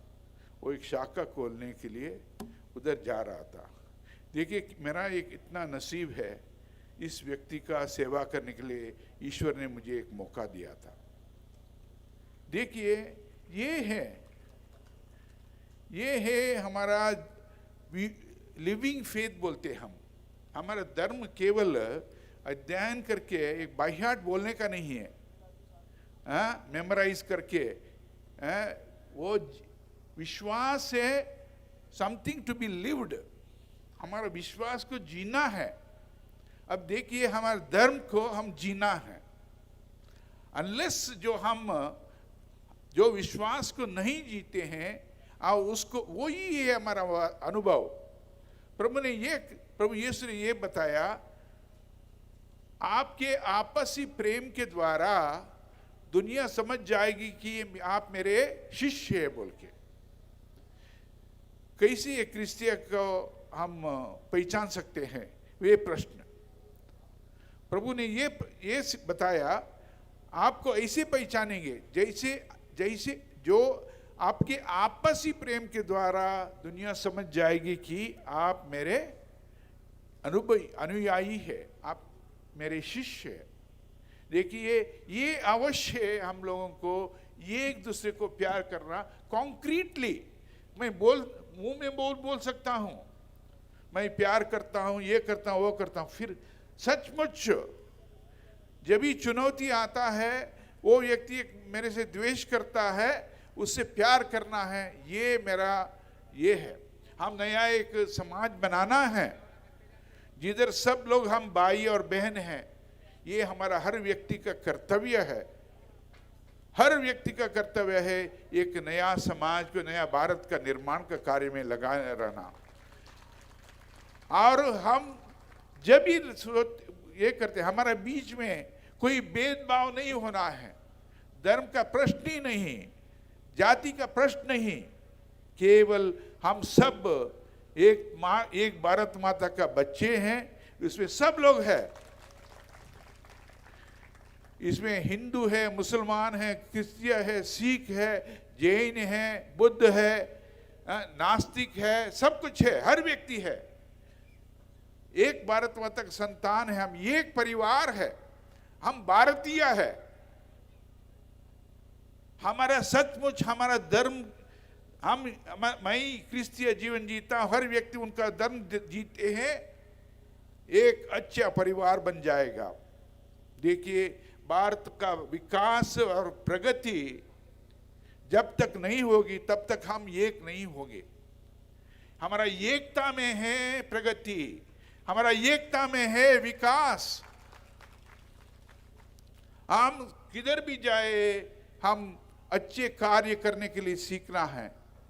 हमारा मुंह से अच्छे शब्द आना है, उन शब्दों से एकता हो जाती है, विभाजन नहीं। देखिए, ये हमारा दुर्दशा है, हमारा समाज में विभाजन है, और यही विभाजन कारण है हमारा भारत का पतन। आज हम अलग अलग धर्म के लोग इधर बैठे हैं, हम सचमुच हमारा जो विश्वास है वो धर्म है, हम सही रूप से जीते हैं, हमारा बीच में जरूर एकता होगी। आपको सबों को मेरा धन्यवाद।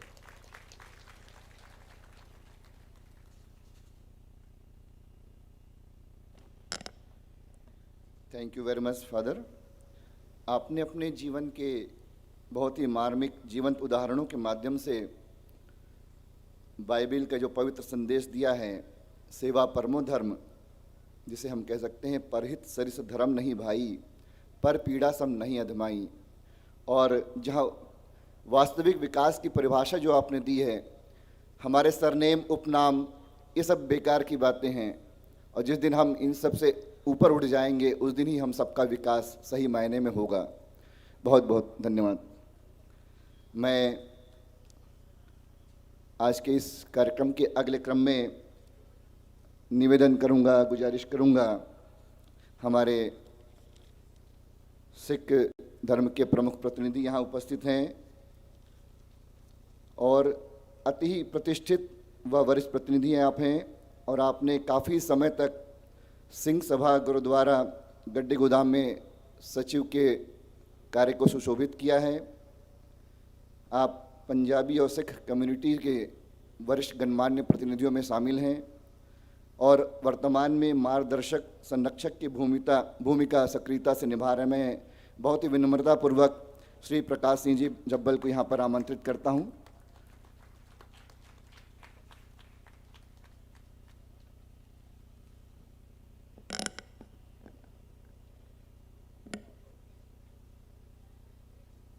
एक ओंकार सतनाम कर्ता पुरख निर्भव निर्वैर अकाल मूरत हजूनी सहबंग गुरप्रसाद।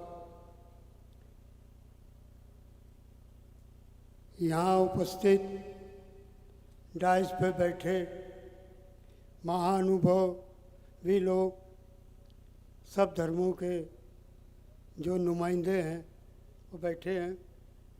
सामने मेरे मित्र भाई बुजुर्ग बैठे हुए हैं, साथ में माताएं बहनें जो है बड़ी तादाद में इस प्रोग्राम को शोभित कर रही है। सिख धर्म के तरफ से ये बोलने का अवसर मुझे यहाँ जो आयोजक है उन्होंने दिया है। मैं आपके सामने तुच्छ मात्र सिख धर्म के बारे में आपको जानकारी दूँगा, क्योंकि सिख धर्म जो है वो समानता का धर्म है। सिख धर्म दुनिया में सबसे लेटेस्ट धर्म है। सब धर्मों का अगर निचोड़ आपने देखना है तो आपको सिख धर्म के अंदर में ये मिलेगा। सेवा को बहुत प्रधानता दी गई है, कर्म को बहुत प्रधानता दी गई है सिख धर्म में, सेवा और कर्म। और फिर तीसरी बात उन्होंने कहा है कि जो आप कमाते हैं उसको आपने बांट के खाना है। सब गरीब उनका जो है सबको उसका शेयर दे के उसको इस्तेमाल करना है। सिख धर्म की बुनियाद जो है आज से 550 साल पहले गुरु नानक देव जी ने इस संसार में रखी है। गुरु नानक देव जी आज से 550 साल पहले उन्होंने समानता का उपदेश पब्लिक को, जनता को खुद दिया है। उनका एक साथी सनातन धर्म को बिलोंग करता था, एक साथी उनका मुसलमान था। जो सनातन धर्म को बिलोंग करता था वो भाई बालाजी थे, जो मुसलमान धर्म को बिलोंग करते थे वो भाई मर्दाना जी थे। और मर्दाना जी गुरु नानक देव जी से उम्र में कुछ बड़े थे। सारी उम्र उन्होंने बचपन से लेके अपने आखिरी समय तक ये अपने साथी अपने साथ में रखे। एक साझीवालता का, एक दुनिया को एक संदेश दिया कि सब जो है वो इंसान जो है वो मानस की जात सब एक हो पहचान वो। ये एक नारा दिया कि इंसान जो भी धर्म में है, जो भी कर्म में आया है उसको एक इंसान के तौर पे समझो। कोई छोटा नहीं है, कोई बड़ा नहीं है, कोई ऊंच नहीं है, कोई नीच नहीं है। अपने कर्म के हिसाब से उसकी जो बुनियाद बनती है। एक इंसान है जो विद्या का माहिर है, जो संस्कृत का माहिर है, हमने उसको ब्राह्मण की संज्ञा दे दी। एक इंसान है जो चर्म का काम करता है, मोची है, जूते के काम करता है, उसको हमने चमार की उपाधि दे दी। एक इंसान है जो खेती बाड़ी का काम करता है, हमने उसको जाट की उपाधि दे दी। ये सब हमारी उपाधियाँ दी हुई है। गुरु नानक देव जी ने इस संसार में आके सब लोगों के भरम दुष्ट किए। हर जगह दुनिया में कोई ऐसी जगह नहीं कि जहाँ गुरु नानक देव जी ने अपने चरण नहीं डाले। आप सब जने बैठे हैं, हैरान होएंगे। पुरी के पास जगन्नाथपुरी जो बहुत बड़ा हिंदुओं का एक स्थान है, वहाँ गुरु नानक देव जी गए और वहाँ जाने के बाद उन्होंने वहाँ की जनता में जो गलत फहमियाँ थी, गलत प्रचार थे, गलत तरीके जो चल रहे थे, उनको अपने धर्म से ये खंड, उनको ये नहीं कहा कि तुम ये मत करो। उन्होंने अपने तरीके से उनको समझाया कि नहीं, दुनिया में आए हो तो सच की उपासना करो। यहाँ तक मक्का मदीना गए, हज के वहाँ जाके विश्राम कर रहे थे।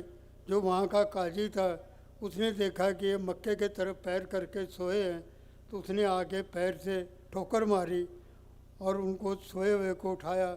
बोले कौन काफर है जो ये मक्के के तरफ पैर करके सोया है। उन्होंने कोई उनसे आर्गूमेंट नहीं किया, उनको सिर्फ इतना ही कहा कि भी जिस तरफ खुदा का घर नहीं है मेरे पैर उधर कर दो। मैं थका हुआ आया हूँ इस संसार में यात्रा करते हुए, मेरे में क्षमता नहीं थी, मैं भूला था, मेरे लेट गया। काजी ने पैर पकड़ के उसको खींच के तो राउंड घुमाया दूसरे तरफ पैर करने के लिए। जो मक्का है साथ में वो भी घूम गया, जिधर उनके पैर गए थे मक्का उस तरफ आ गया। ये एक दुनिया में अजूबा है, बहुत लोग इसके बारे बताते नहीं हैं, मगर एक अजूबा है। दो अजूबे आपके सामने दुनिया के रखांगा। एक हमारे महाराष्ट्र में संत नामदेव जी हुए हैं।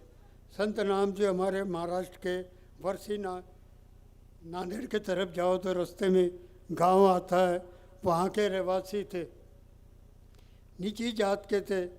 लोग उनको बहुत हीन नज़र से देखते थे। वहाँ कोई सत्संग चल रहा था, वो सत्संग में चले गए। सत्संग में चले गए, वो भगवान के सत्संग में इतने लीन हो गए कि वो वहीं अपने चप्पलों से ही अपनी खड़ाव बजा के तो भजन करने लग गए। लोगों ने देखा कि ये नीची जात का मंदिर में आ गया, उसको पकड़ के तो बाहर धकेल के मार के बाहर निकाल दिया। रामदेव जी ने उस ईश्वर परमात्मा के सामने ये विनती की कि भगवान तूने मेरे को भेजा ही था इस संसार में, तो ये नीची जात में क्यों भेजा? ये लोग मुझे नीची नीच कह के धक्के मारते हैं। वो इसी रोज़ में परमात्मा के विलाप में मंदिर के पीछे में जाके बैठ के उस परमात्मा की आराधना करने लग गया। धीरे धीरे वो मंदिर जो है वो पूरा घूम गया और पीठ जो थी, जो लोग उसको धक्के मारे थे, मंदिर की पीठ उनके तरफ हो गई और मुख उसका नामदेव के तरफ हो गया। आज भी ये दो अजूबे दुनिया में देखने लायक है, जो हमको सच की बात इस दुनिया में बताते हैं। इंसान दूसरों को बहुत उपदेश देता है। कहीं पे भी अपन सुनेंगे, कोई भी इंसान थोड़ा सा ज्ञान होएगा वो दूसरे को उपदेश देना शुरू कर देगा। पर मैं एक बात आम लोगों को कहता हूँ कि दुनिया में तुम आए हो, सबसे पहले तुम इंसान बनो। तुम अपने आप से शुरू करो। जिस दिन तुम इंसान बन जाओगे ना, ये आप यकीन जानना, जिस दिन आप इंसान बन गए, दूसरे को आपको कुछ कहने की आवश्यकता नहीं पड़ेगी। आपको देखते ही दूसरे इंसान का जीवन जो है वो तब्दील हो जाएगा। ये गुरु नानक देव जी का संदेश है इस मानव जाति का के लिए। गुरु नानक देव जी संसार में आए, गुरु ग्रंथ साहिब महाराज की जो स्थापना है, वो पांचवें गुरु जो हमारे गुरु अर्जन देव जी हुए हैं, उन्होंने इसकी संपादना की है। गुरु ग्रंथ साहिब महाराज में जहाँ 6 सिख गुरुओं की बाणी है, उसके साथ में करीबन 16 भक्तों की बाणी है। जो 16 भगत है वो हिंदुस्तान के अलग अलग शहरों से, अलग अलग स्टेट से है। कोई महाराष्ट्र से है, कोई यूपी से है, कोई बंगाल से है, कोई राजस्थान से है, कोई कर्नाटका से है। सब अलग अलग स्टेट से ऐसे 16 भगत हुए हैं। कोई ब्राह्मण है, कोई शूद्र है, कोई जाट है, कोई चमार है। इसमें 16 भक्तों के मैं आपको नाम पढ़ के बताता हूँ। आप देखेंगे कि सांझीवालता की जो बात है, जो आज हम ये समागम कर रहे हैं, ये प्रोग्राम कर रहे हैं कि सर्वधर्म सम्मेलन की बात करते हैं। गुरु ग्रंथ साहिब भी एक ऐसा ग्रंथ है जिसको गुरु की मान्यता है। गुरु ग्रंथ साहिब भी एक ऐसा ग्रंथ है जिसमें सब धर्मों के जो भगत हुए हैं, जिन्होंने वो सच्चे भगत थे, जिन्होंने सच्ची उपासना उस ईश्वर की किया, उनकी वाणी उसमें दर्ज है। और एक सिख जब गुरुद्वारा जाता है, गुरु के दर्शन करता है, माथा टेकता है, वो खाली गुरुओं की वाणी को माथा नहीं टेकता, उसमें वो 14 के 14 भगत की वाणी भी है, उसको भी वो नमस्कार करता है। जब उसका गुरु ग्रंथ साहिब का सवेरे प्रकाश किया जाता है, हमारे में प्रथा है, हम गुरु महाराज का हुक्म लेते हैं, यानी जो पहला शब्द है उसका उच्चारण करते हैं। जो भी निकलता है उसमें भगत का भी शब्द निकलता है, शेख फरीद का शब्द भी निकलता है, गुरु नानक देव जी का शब्द भी निकलता है, गुरु अंगद देव जी का भी निकलता है, गुरु रामदास जी का भी निकलता है, गुरु अर्जन देव जी का भी निकलता है, भगत रामानंद जी का भी निकलता है। जो भगत हुए जिसका जो शब्द निकलता है, हर सिख उस शब्द को अपने माथे से लगाता है और ये दुआ करता है परमात्मा को कि आज का जो हमको संदेश गुरु जी ने दिया है वो ये दिया है। जो भगत हुए हैं, भगत कबीर जी, श्रोमणी भगत जो गुरु ग्रंथ साहिब में हैं, जिनके तकरीबन 532 श्लोक जो है गुरु ग्रंथ साहिब में मौजूद है। कि आप बनारस के रहने वाले थे, बनारस के रहते हुए आपने जो सच्ची बातें भगत कबीर जी ने कही है, वो आज साइंस का युग है, कंप्यूटराइज युग है, आप कंप्यूटर में ट्रांसलेट करके उनके शब्द जो है सुन सकते हैं, आपको इसका ज्ञान सारा प्राप्त होएगा। ये जात से जुल्हा थे और गुरु ग्रंथ साहिब में इनके शब्द जो है वो 532 शब्द है। भगत रविदास जी, भगत रविदास जी चमार जाति को बिलोंग करते थे, जिनके करीब 40 श्लोक जो है गुरु ग्रंथ साहिब महाराज में मौजूद है। हर सिख जो सवेरे नमस्कार करता है वही इनको भी नमस्कार करता है, क्योंकि इनको नमस्कार किए बगैर उसकी जो आराधना है वो अधूरी है। जब तक वो कोई कहे कि मैं सिर्फ गुरुद्वारे आया हूँ, मैं सिर्फ गुरु नानक देव जी को ही नमस्कार करूँगा, तो उसकी नमस्कार जो है वो कबूल नहीं मानी जाती। कबूल तभी मानी जाती है जब ये सब भक्तों की वाणी को भी वो नमस्कार करता है। भगत धन्ना जी जो राजस्थान के थे, जाट समुदाय के थे। भगत पीपा जी राजपूत समाज के थे जो राजस्थान से थे। भगत परमानंद जी, भगत सूरदास जी, भगत सैन जी, भगत पीखन जी, भगत जयदेव सिंह, भगत बैनी जी, भगत नामदेव जी जो हमारे महाराष्ट्र के हुए हैं, जिनके बारे में मैंने अभी तुझ मातर आपको बताया हूँ। इनके 61 शब्द जो है गुरु ग्रंथ साहिब महाराज में मौजूद है। मुझे एक घटना की याद आई। एक फंक्शन के अंदर में बोलते हुए ये बात जब जाहिर की कि हमारे बुजुर्गों ने कि भगत नामदेव जी के 61 शब्द जो है गुरु ग्रंथ साहिब में मौजूद है। उस टाइम के वाइस चांसलर प्रोफेसर कोलते जी होते थे। कोलते जी ने दूसरे दिन ही इसके बारे में पूरी माहिती लेने की कोशिश की। वो भगत नामदेव के ऊपर रिसर्च कर रहे थे। जब उन्होंने शब्द पढ़े, ये प्योर मराठी में है, जो मराठी के आदमी है, यहाँ के रहने वाले हैं, जब हम उसका उच्चारण करते हैं, लिपि पंजाबी में लिखी हुई है पर उसका उच्चारण शुद्ध मराठी में है। जो जो भगत जिस जिस जगह के रहे हैं वहाँ की ठेठ भाषा के अंदर उनके शब्द हैं। उच्चारण हम जब करते हैं तो वही भाषा जो है वो सामने आती है, जो वहाँ के लोग हैं वो सब समझ जाते हैं। भगत रामानंद जी ब्राह्मण समाज के थे, बनारस से यूपी से बिलोंग करते थे। भगत त्रिलोचन जी जो महाराष्ट्र शोलापुर के रहवासी थे, वहाँ को बिलोंग करते थे। भगत शेख फरीद जी जो मुसलमान धर्म के सूफी फ़कीर हुए हैं, जिनके करीब करीब 112 श्लोक जो है वो गुरु ग्रंथ साहिब महाराज में मौजूद है।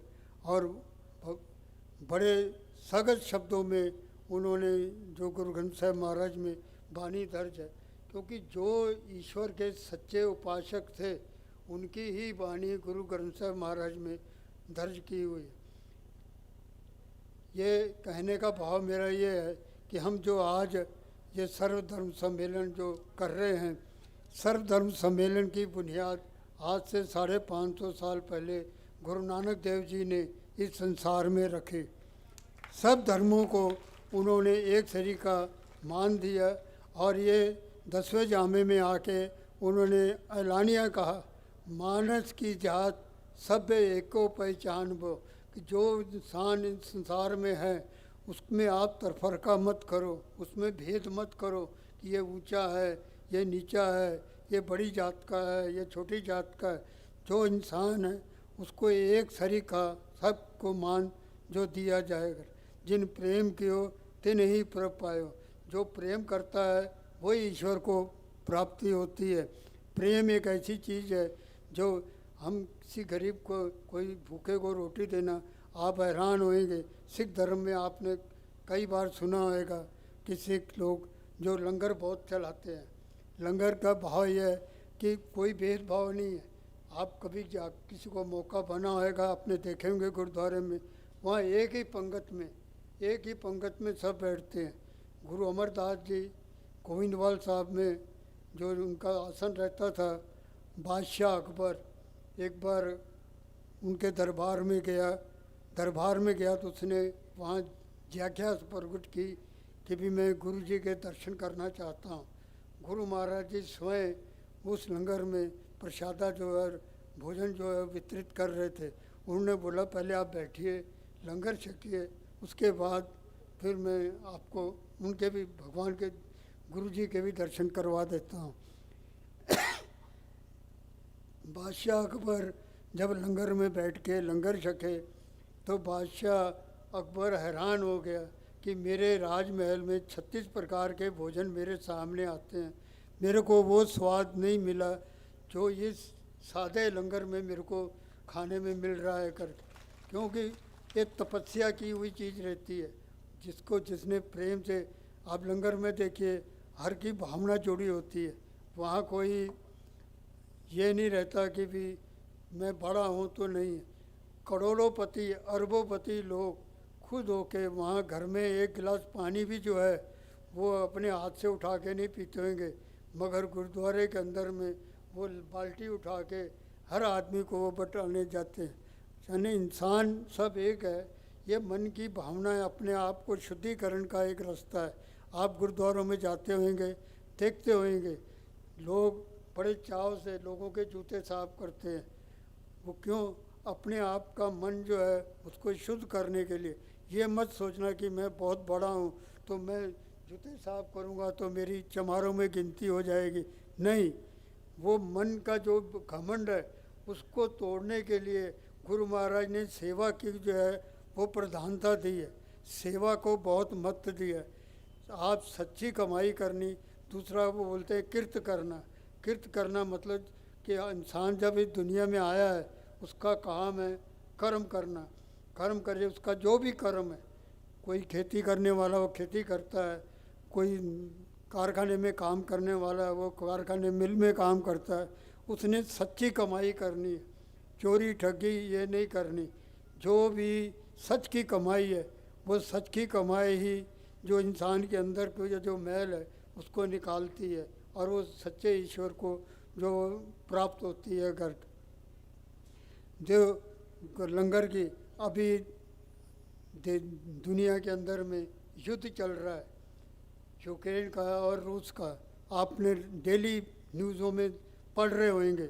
आप किसी न्यूज़ ने ये नहीं डिक्लेयर किया होगा कि भी वहाँ पर सिख कौम ने इतने युद्ध के बीच में भी लोगों की भूखमरी को देखते हुए गुरु का लंगर जो है वहाँ लगाया है। पूरे वर्ल्ड से लोग वहाँ पहुँचे हैं और वहाँ पहुँच के लोगों को भोजन जो है गुरु का लंगर जो है वो वितरित किया जा रहा है और बंटता है। बिल्कुल सादा लंगर बनता है। किसी भी गुरुद्वारे में कोई उसमें ऐसी चीज़ नहीं रहती जो किसी धर्म में वर्जित है या नहीं खा सकते करके। दाल रोटी सब्जी चावल ये साधारण लंगर जो है गुरुम होता है और होता बहुत साफ सफाई से और सेवा से। सेवा भावना को बहुत महत्व दिया है। दूसरी बात मैं आप लोगों के सामने और करूँगा। मेरे सामने बहुत माताएं बहनें बैठी हैं। आज हम समानता की बात करते हैं। स्त्री जाति को समान जो है मर्दों के समान सम्मान मिलना चाहिए करके। ये आज से 550 साल पहले गुरु नानक देव जी ने इस संसार में ये सबसे पहले आवाज़ उठाई। सो क्यों मंदा आके जिस जम्मे राजान।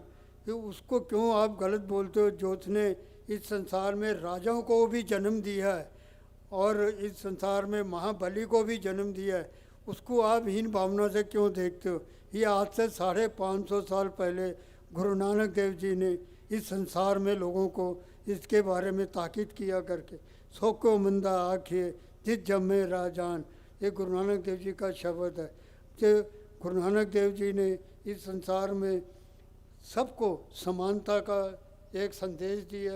गुरु ग्रंथ साहब की वाणी में समानता का संदेश है। सब धर्मों के, सब जो भी समाज के, ब्राह्मण रहा है चाहे क्षत्रिय रहा है चाहे चमार रहा है, उसकी वाणी जो ईश्वर से सच्चा न्यू करता था, सच्चा प्यार करता था, उसकी वाणी गुरु ग्रंथ साहब में दर्ज है और उसको हम सब नमस्कार करते हैं।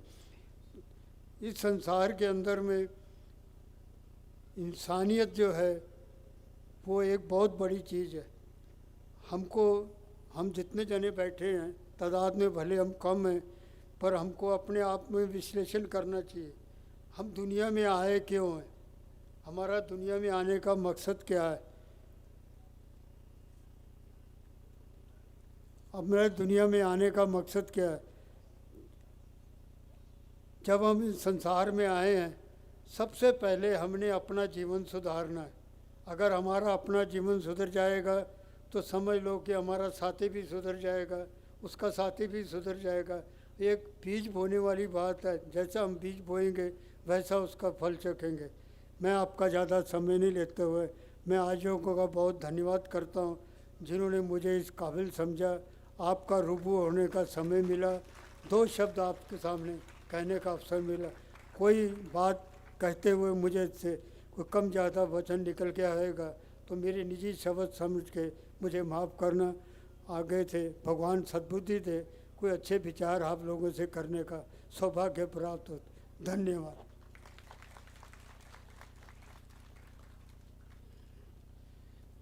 बहुत बहुत धन्यवाद प्रकाश सिंह जी साहब। आपने बहुत ही प्रेरक रूप से विभिन्न संतों का उदाहरण देते हुए गुरु ग्रंथ साहिब के शब्द को हमें विस्तार से यहाँ समझने का मौका दिया। परम पूज्य गुरुदेव पंडित श्री राम शर्मा आचार्य जी ने भी अपने कई बार प्रवचनों में कहा था कि मैं व्यक्ति नहीं विचार हूँ। यदि हमने संतों के विचारों को ग्रहण किया तो वाकई में हम अपने जीवन को धन्य बना सकते हैं। आपकी बातों को मैं इन्हीं 2 लाइनों से समाप्त करना चाहूँगा। इंसान से नफरत करते हो, भगवान को क्या तुम पाओगे। अब मैं अगले क्रम में निवेदन करूँगा हमारे बीच उपस्थित बदन श्री प्रज्ञा ज्योति जी का। आप वर्तमान में बुद्धिस्ट ट्रेनिंग सेंटर बुद्ध भूमि महाविहार के सचिव पद को सुशोभित कर रहे हैं। हम सभी जानते हैं कि आप लोगों का जीवन बड़ा ही कठिन होता है। हम लोगों ने विपश्यना शिविर भी देखे हैं। निश्चित ही आप लोग इस समाज को एक नई दिशा दे करके जन समुदाय को एक नए राह पर चलने के लिए प्रेरित कर रहे हैं। मैं बहुत ही सम्मानपूर्वक बदन श्री प्रज्ञा ज्योति जी को यहाँ पर आमंत्रित करता हूँ कि वे आएँ और अपने आशीर्वचन से हमें अनुग्रहित।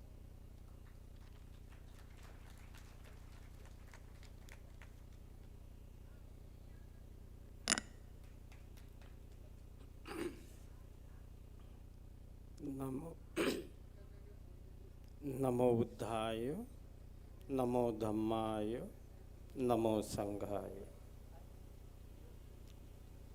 आज इस धम्म सम्मेलन में यहाँ आए हुए मंच पर बैठे हुए सभी धर्मों के प्रमुख,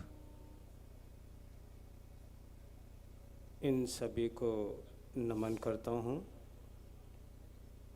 और मेरे सामने बैठे हुए आप सभी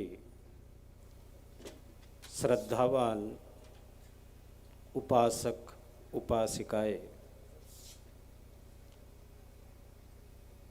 बालक बालिकाएं और इस कार्यक्रम के आयोजकों का तहे दिल से आभार मानता हूँ कि उन्होंने मुझे यहाँ आमंत्रित किया। सबसे पहले मैं तथागत सम्यक संबुद्ध बोधिसत्व डॉक्टर बाबा साहेब अम्बेडकर, मेरे गुरु डॉक्टर बदंत सावंगी मेधनकर जी, इन्हें नमन करता हूँ। मेरे पहले यहाँ सभी धर्मों के जो धम्म गुरु है उन्होंने अपने विचार आप लोगों के सामने रखे हैं। महाकारुणिक तथागत सम्यक संबुद्ध ने इस मानवता के कल्याण के लिए उन्होंने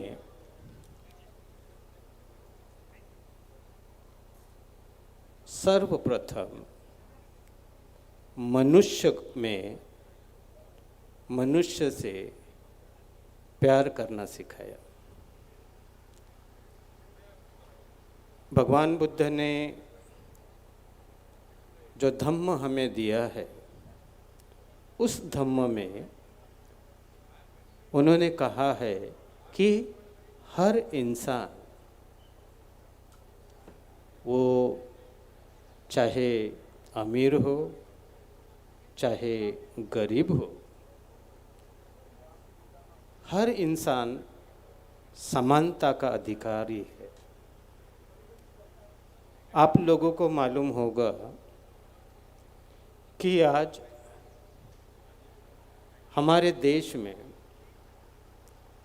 जो स्थितियां है, उस स्थितियों को आगे यदि शांति पूर्वक लेके जाना है तो सबसे अच्छा एक ही मार्ग है, वह है शांति का। अब जिधर देखा जाए उधर हमें विरोधी भाव हमें दिखाई पड़ता है। हर इंसान एक जैसा ही है, सिर्फ पहनावे अलग अलग है, भाषाएं अनेक है, विचार अलग अलग है, पर दोनों जो इंसान जन्म लिया उस इंसान का सबसे पहला कर्तव्य क्या है? पहला कर्तव्य होता है हम इंसान को इंसान समझे, बाद में धर्म। हर इंसान अपने धर्म को लेके अपनी बातें रखता है। यदि भगवान बुद्ध इस संसार में एकमेव ऐसे महान हस्ती हो चुके हैं जिनके त्याग के आगे सब जीरो है, जिन्होंने अपना गृह त्याग करने से पहले सबसे पहले अपने माता पिता पुत्र पत्नी त्याग करके लोग साधु बन जाते हैं। पर भगवान बुद्ध का विश्व में एक में ऐसे उदाहरण है कि जिन्होंने पूरा राज त्याग दिया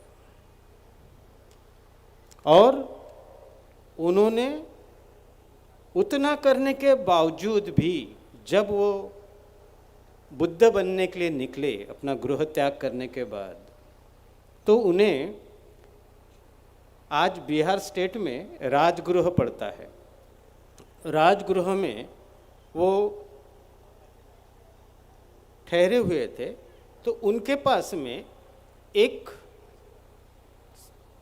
जो राजा का सेवक होता है वो आया।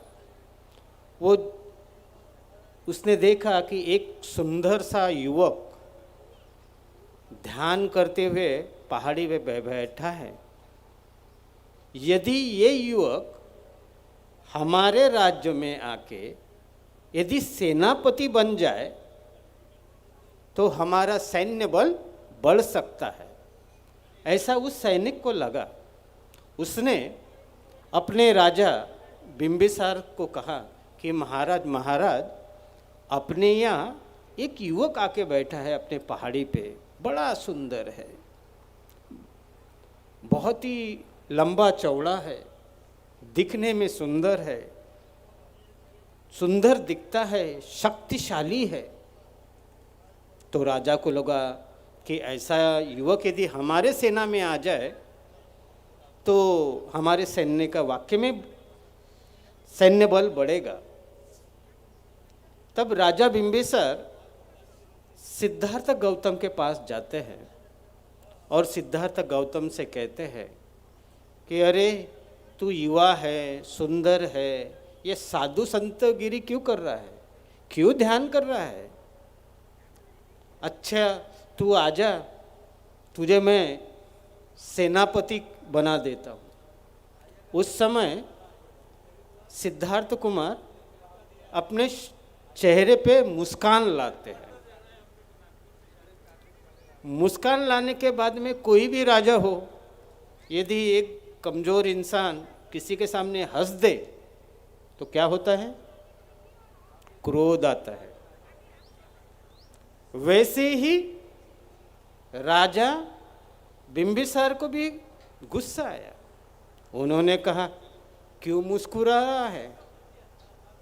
सिद्धार्थ कुमार कहते हैं कि आप मुझे क्या बनाना चाह रहे हैं? सेनापति। और मैंने क्या त्याग के आया है? पूरा राजपाट त्याग के आया हूं। तो फिर राजा बिंबिसार कहते हैं, आप किसके पुत्र हो? वो कहता है, इस भारत के सबसे बड़े राजा, राजा शुद्धोधन का बेटा हूँ। और राजा बिंबिसार और राजा शुद्धोधन दोनों मित्र थे, जबकि दोनों ने भी कभी एक में को नहीं देखा था, फिर भी मित्र थे। इस वजह से उन्होंने इसको बहुत समझाने की कोशिश किया कि अरे इतना युवा है, ये सन्यासी का जीवन तेरे लिए नहीं है। तब सिद्धार्थ कुमार कहते हैं कि मैंने इसलिए त्यागा है कि मुझे बुद्ध बनना है। जब सिद्धार्थ कुमार बुद्ध बनने के लिए राजगृह त्याग के, आज बिहार में ही डोंगेश्वरी करके है, वहाँ पे उन्होंने 6 साल तप किया। तप करने के बाद में भी उन्हें कुछ हासिल नहीं हुआ। तब उन्होंने सोचा, जब 6 साल उन्होंने अपना तप किया, उस समय उन्होंने सोचा, ध्यान करते करते ही वो मुरझा गए थे। तो उनके जो 5 साथी थे, उनको लगा कि सिद्धार्थ कुमार का मृत्यु हो गया। पर बोधिसत्व होते हैं, उन्हें कुछ नहीं होता। फिर आधे घंटे के बाद में फिर वो ध्यान उनका लगा। तब उन्हें लगा कि नहीं, अबे मुझे ये स्थान छोड़ देना चाहिए और यहाँ से आगे चलना चाहिए। फिर वो निरंजना नदी के पास बोधि वृक्ष में उनको ज्ञान प्राप्त होता है। भगवान बुद्ध ने जब सारनाथ बुद्धगया में ज्ञान प्राप्त किया, तो उन्होंने ज्ञान प्राप्त हुआ। ज्ञान प्राप्त होने के बावजूद भी उन्होंने खुद को 7 सप्ताह तक अलग अलग जगह से उन्होंने उसी बोधि वृक्ष को देखा। क्या देखा? कि मैं जिस बोधि वृक्ष के नीचे मुझे ज्ञान प्राप्त हुआ है, उस बोधि के सही में मैं बुद्ध बना हूं। जब भगवान बुद्ध को 7 सप्ताह अलग अलग जगह से उन्होंने उस बोधि राजा को देखा, और जब वो 7 सप्ताह पूरे होने के बाद उन्होंने, तब उनको 7वां सप्ताह जब उनका कंप्लीट हुआ, उसी समय उनको लगा कि हाँ, अब मैं बुद्ध बना हूँ। तब उन्होंने सोचा कि मेरी सेवा सबसे ज़्यादा, मैं बुद्ध बना हूँ, ये मैं किसी को बताऊँ, लोग यकीन करेंगे।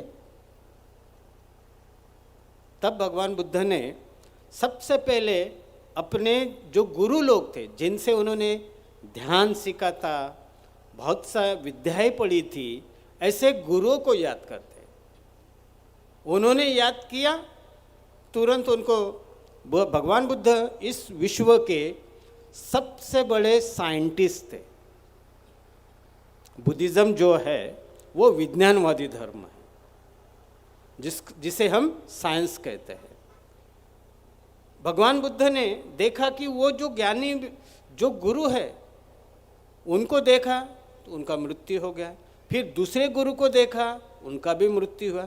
तब उनको लगा कि जिन लोगों ने मेरी सेवा की, वो ही धर्म सुनने के पहले अधिकारी है। तो फिर भगवान बुद्ध ने अपने ध्यान से देखा कि जो 5 लोग कहाँ हैं। तब उन्हें पता चला कि ये पाँचों के पाँचों, आज जो जिसे हम वाराणसी, अभी वाराणसी, पहले उसे वाराणसी कहते थे, उसी वाराणसी के पास में सारनाथ है। उसी सारनाथ में वो 5 लोग थे। उसी 5 लोगों को भगवान बुद्ध ने इस विश्व में पहला धम्म चक्र प्रवर्तन किया। उसमें भगवान बुद्ध ने कहा था, क्या कहा था? 4 आर्य सत्य बताया। क्या चार आर्य सत्य है? पहला है दुख है। संसार का किससे हम लोग सब भी पीड़ित किस चीज से है? दुख से। दुख है। अब दुख है तो दुख का कारण होना चाहिए, तभी दुख आएगा, नहीं तो दुख आ ही नहीं सकता। हम यदि बैठे हैं, हमारा पाँव दर्द कर रहा है, तो जो दर्द है वो अपने बाजू वाले इंसान को पता चलेगा? जो जिस पाँव में दर्द हो रहा है उस दर्द का एहसास उसी इंसान को होगा कि दूसरे को होगा? जिसको दर्द है उसी को ही होगा। तो भगवान बुद्ध क्या कहते हैं? दुख है, दुख का कारण है, दुख का निवारण है, दुख को समाप्त किया जा सकता है। पर हम उस चीज को समझना नहीं चाहते। हम लोग क्या कहते हैं? हम जो आज हमारे जो इंसान हैं, वो इंसान अभी सोच से थोड़ा दूर हो गया। हम अपने आप में ही बिजी हो गए। आपको हमारा धम्म जो है, मैं आपको थोड़ा सा एक उदाहरण देना चाहता हूँ। आपने सभी लोगों ने श्रीलंका का नाम सुना होगा, नहीं सुना होगा तो क्रिकेट देखते ही होंगे, तो तब एक आधे टीम का नाम मालूम ही होगा। श्रीलंका एक ऐसा एक छोटा सा देश है, हमारे विदर्भ से भी छोटा देश है। वहाँ रह के हम लोग पढ़ाई किए हैं, तो मैं वहाँ की कुछ अच्छी बातें आप लोगों को बताना चाहता हूँ। देखिए, आज हर इंसान चाहता क्या है? मैं जब भारत में रहता था, तब मुझे धम्म उतना नहीं समझ में आया जितना मैं जब श्रीलंका में पढ़ने गया, तो मुझे बहुत बड़े बड़े गुरु के वजह से मैं पढ़ने में ललायत नहीं हुआ।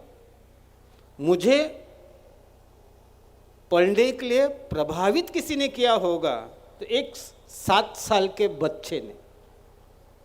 मेरे सामने बड़े बड़े गुरु लोग, मैं जिनके हाथ के नीचे से छोटे से बड़ा हुआ हूँ, वो है विश्व के सबसे प्रख्यात महापंडित डॉक्टर भदंतानंद कौशल्यान जी के सानिध्य में मैं छोटे से बड़ा हूँ। मेरे गुरु डॉक्टर भदंत सावंगी मेदनकर जी, वो भी बुद्धिज्म में सबसे विद्वान भिक्षु थे। उनके सानिध्य में छोटे से बड़ा हूँ। पर मुझे जो धम्म के तरफ कैच करने की जो क्षमता मेरे पास आई, उसका कोई मेरे लिए गुरु होगा तो वो एक 7 साल का बच्चा। क्या होगा 7 साल के बच्चे ने मेरे साथ? जब मैं श्रीलंका में पढ़ रहा था, तो मैं जिस रूम में था, उस रूम के सामने में खिड़की थी।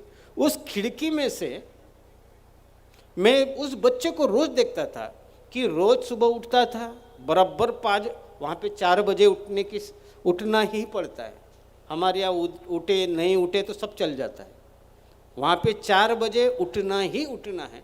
तो मैं 4 बजे उठ के स्नान करके, पहले तो फ्रेश होने के बाद में पूरा 1 से 1.5 एकड़ तक एरिया साफ करना पड़ता था।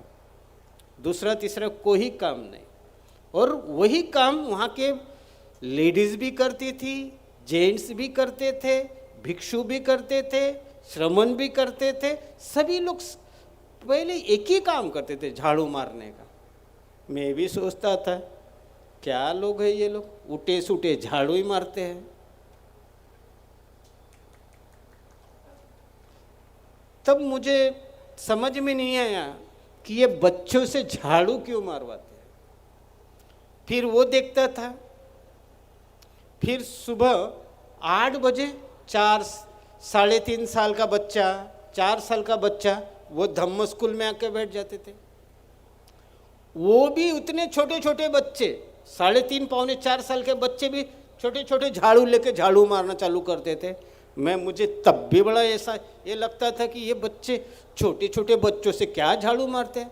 हमारे यहाँ तो 12-12, 13-13 साल के बच्चे भी रहते हैं तो भी झाड़ू नहीं मारते, हमारी बच्चियाँ झाड़ू नहीं मारती, और यहाँ 3-4 साल के बच्चे से झाड़ू मरवा देते हैं। मुझे समझ में ही नहीं आता था कि हो क्या रहा है। तब मैंने, हमारे जो गुरु थे उनकी उम्र थी 108 साल, जो हमें पढ़ाते थे उनकी उम्र थी 108 साल। उनसे मैंने सवाल किया, भंते जी कहा कि आप यहाँ पे, मैं श्रीलंका में एक काम मुझे अभी तक समझ में नहीं है, हर आदमी झाड़ू ही क्यों मारते रहता है। उन्होंने बहुत सुंदर ऐसा आंसर दिया था, कहा था इससे तुम्हारा गर्व कम होगा, क्योंकि हर इंसान में इतना गर्व है कि उसको लगता है कि मेरे से ज्ञानी दूसरा आदमी हो ही नहीं सकता, और उस झाड़ू मारने के वजह से उसका जो गर्व है वो नीचे गिर जाएगा, और वो ये जो काया है ये काया शुद्ध हो जाएगी, और इस काया जब यदि शुद्ध हो गई तो उसका जीवन भी सुखी हो जाएगा। यही सीख हमें इंसान से इंसान बना सकती है। यदि हम लोग इसी चीज़ में पड़े रहेंगे कि अरे इससे क्या होगा, उससे क्या होगा, इससे तो अच्छा जीवन हो ही नहीं सकता, इन सभी चक्करों में न पड़ते हुए सबसे अच्छा होता है कि हम इंसान को इंसान समझें। और सबसे अच्छा है कि आपका सर दर्द क्या है। आज की जो युवा पीढ़ी है, आज के जो माता पिता है, उनके बारे में भी धम्म संस्कारों में बहुत ही अच्छा वहाँ पे पढ़ाते हैं। क्या पढ़ाते हैं? हम कई बच्चों को मैं देखता हूँ कि माता पितुच उपट्ठानं पुत्तदारस संग हो अनाकुलाच कम्मंता एतं मंगलमुत्तमम्। भगवान बुद्ध से एक बुजुर्ग इंसान ने सवाल किया था। क्या सवाल किया था? कि भगवान, हमारा कल्याण किस में है? भगवान कहते हैं सबसे पहले किसकी सेवा कर?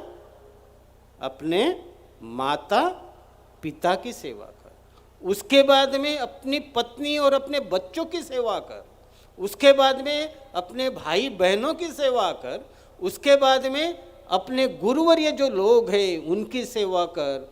यही यदि सेवा तू करता रहा तो तेरा जीवन उज्जवल होगा, संपन्न होगा, तू अपने जीवन में सुखी रहेगा, तुझे किसी बात की कोई कमी नहीं रहेगी। इसीलिए हम अपने बच्चों को भी धम्म अपनी जगह, संस्कार अपनी जगह। आज मैं देखता हूँ कि जो बच्चे हैं, आज की जो युवा पीढ़ी है, वो सभी धर्मों की, मैं तो सभी के साथ में बैठना उठना है मेरा, तब मैं देखता हूँ कि आज की जो पीढ़ी है वो बुजुर्ग लोगों को बड़ा जनरल डब्बा समझती है। जो ट्रेन होती है उसमें जैसे इसके हिसाब से डब्बे लगते हैं ना, एसी के लगेंगे, फिर स्लीपर लगेंगे, और एकदम पीछे में जनरल डब्बे लगते हैं। वैसे ही हमारे जो बुजुर्ग लोग हैं वो जनरल डब्बों के कैटेगरी में आ गए।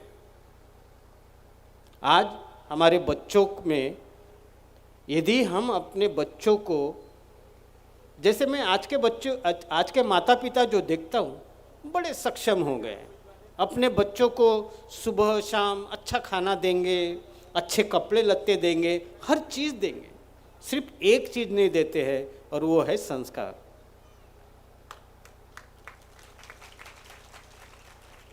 हमारे आज से 40 साल पीछे चले जाइए आप, मैं कह रहा हूँ करके नहीं है, बिल्कुल नहीं। आप खुद का दिमाग यूज़ करो, खुद सोचो और खुद उसके ऊपर अमल करो। पहले हमारे बच्चे जो थे सभी के, आप लोग भी जो 40 साल के पीछे यदि जाना चाहे तो जा सकते हैं। तब हमें धूपकाली की छुट्टियां जब लगती थी तो एक उत्साह लगता था कि हमें हमारे मामा के यहाँ जाना है, काका के यहाँ जाना है, सभी रिलेशन के यहाँ जाना है। तब हम एकदम उत्साह रहते थे। आज क्या हो रहा है? आज हमारा ही मामा, हमारा ही चाचा, हमारा ही भाई सब घर में आ जाते हैं तो हमारे बच्चे, जो एक काला दे दिया है आप लोगों ने उनके हाथ में, उसमें ही लगे रहते हैं। वो भाई भी आ जाता है, मामा भी आ जाता है और चाचा भी आ जाता है, पर हमारे बच्चों को नहीं मालूम कि हमारे चाचा भी आए और मामा भी आए। मामा भी घर के बाहर हो जाते, चाचा भी घर के बाहर हो जाते, पर हमारा आज की युवा पीढ़ी उन सबका आदर सत्कार नहीं करती। इसीलिए मैं कहता हूँ कि आप अपने बच्चों को अच्छे संस्कार दीजिए, आप अपने बच्चों को उनमें मैत्री भावना डालिए सभी के साथ में। इसी बात के साथ ही, क्योंकि समय बहुत बलवान होता है और समय सभी को उसी समय पे चलना पड़ता है, इसीलिए मैं सबसे पहले इस कार्यक्रम के आयोजकों का धन्यवाद देता हूँ जिन्होंने मुझे यहाँ निमंत्रित किया है। और मैं आप सभी के लिए मंगल मैत्री करता हूँ कि आप सभी का भावी जीवन सुखमय हो, सुंदर हो। आप सभी को बुद्ध, धम्म और संघ, ये 3 रत्नों का आशीर्वाद आप सभी के साथ रहे। आपको आयु, वन, सुख, बल और प्रज्ञा, ये पंचवर्गीय संपत्ति आप सभी के साथ रहे। आपका मंगल हो, आपका कल्याण हो। साथ ही में मैं आप सभी के लिए मंगल मैत्री करने के साथ ही आशीर्वाद गाथा देता हूँ। आप सभी का मंगल हो, सभी का कल्याण हो। सभीतियो विभज्जन्तु संभरोगो विनाशतु माते भवन्तु अन्तरायो सुखी दीर्घायुको भव। भवतु सर्वमङ्गलं रक्षन्तु सर्वदेवता सर्वबुद्धानुभावेन सर्वधम्मानुभावेन सर्वसङ्घानुभावेन सदा सुते भवन्तु ते। अभिवादनशीलिस्स निच्छं वद्धापचायुनो चत्तारो धम्मा वदन्ति।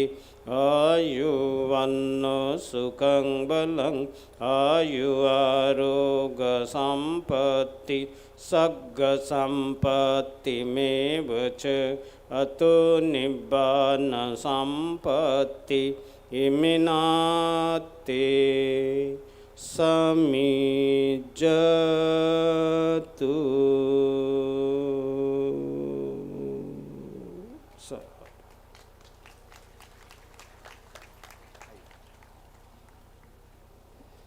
बहुत बहुत धन्यवाद बदंत श्री प्रज्ञा ज्योति जी।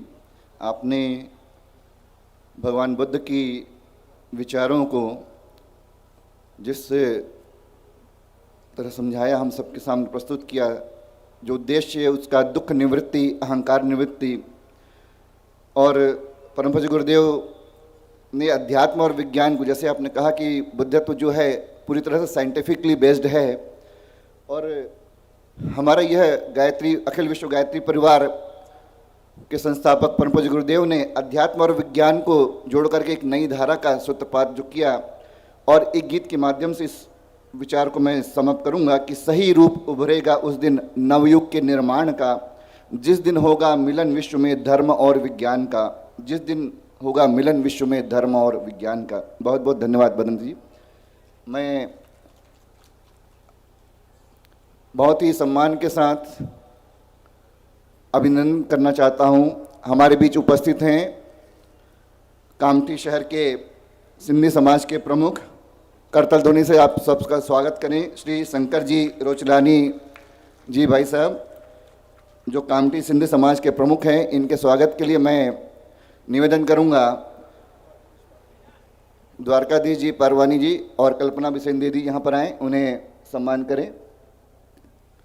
गुरु जी का साहित्य और स्मृति चिन्ह प्रदान करके उनका सम्मान करते हैं। आपने हमें इस कार्यक्रम में बहुत ही बड़ा सहयोग हमें किया है, हर प्रकार का सहयोग, कामठी के पूरे जितने भी परमिशन से लेकर जितने भी सहयोग हमें यहाँ आवश्यक थे, सब में आपने बढ़ चढ़ कर सहयोग किया है। आपका यहाँ उपस्थित होना हम सब के लिए बहुत ही गौरव का विषय है। अगले क्रम में मैं निवेदन करना चाहूँगा, यहाँ पर उपस्थित है हमारे बीच में विश्व हिंदू परिषद के विदर्भ प्रांत के महामंत्री श्रीमान गोविंद शेंडे जी भाई साहब, जो मूलतः मध्य प्रदेश छिंदवाड़ा से हैं और आपने कई वर्षों तक प्रशासकीय अधिकारी के रूप में मध्य प्रदेश इलेक्ट्रिसिटी बोर्ड में सेवाएं प्रदान की। उसके पश्चात 2007 में वॉलंटरीली रिटायरमेंट लेकर के विश्व हिंदू परिषद के पूर्णकालिक कार्यकर्ता हो गए। वैसे तो आप आरएसएस के बचपन से स्वयंसेवक रहे हैं और उसमें अनेक दायित्वों का निर्वहन किया है।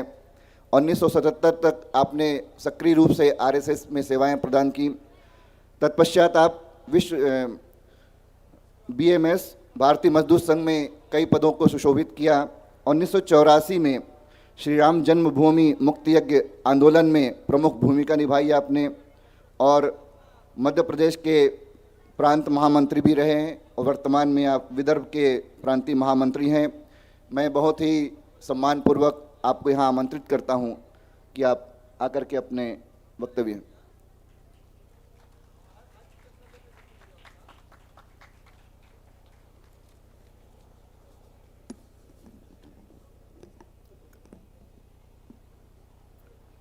रत्नाकरा धौतपदाम हिमालय किरीटिनीम ब्रह्मराज ऋषिरत्नाढ्यां वंदे भारत मातरम।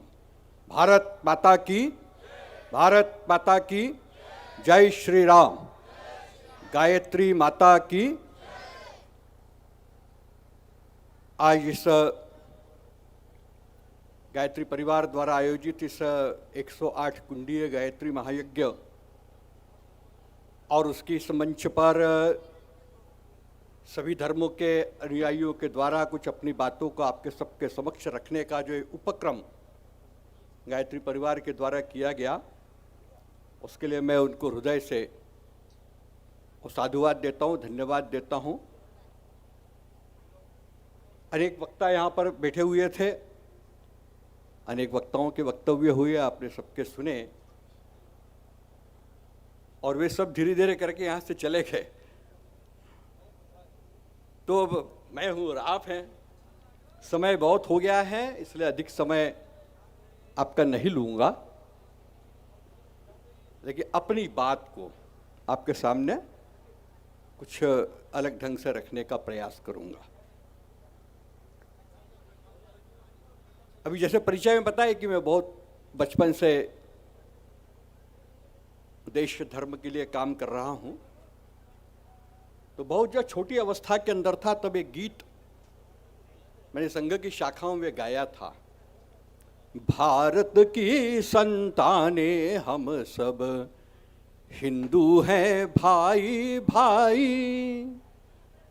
अभी तक यहाँ जितने लोगों ने सब बातें कही सब इसी को पकड़ के है, सब इसमें ये हिंदू शब्द आ गया तो इसके अंदर आपत्ति निर्माण हो जाती है। इस धरती पर रहने वाला प्रत्येक व्यक्ति जिसने भारत माता की कोख से जन्म लिया है, यह हिंदू है। इस भाव को यदि समझ लिया तो कहीं कोई विवाद नहीं होता, घृणा नहीं होती, समस्या नहीं होती। इसलिए बचपन के अंदर जो भाव मन के अंदर भरा कि भारत की संताने हम सब हिंदू हैं भाई भाई। विश्व हिंदू परिषद की 1964 के अंदर स्थापना हुई। उस 64 के अंदर स्थापना होने के साथ में विश्व हिंदू परिषद ने अपना एक उद्घोष किया कि हम क्यों काम करेंगे। तो वो क्या उद्घोष था? हिंदवः सोदरः सर्वे न हिंदू पतितो भवेत। समानता की बात सबने की, न हिंदू पतितो भवेत। कोई हिंदू दलित पतित हो ही नहीं सकता। इसलिए नहीं हो सकता क्योंकि उसने इस भारत माता के पेट से जन्म लिया है।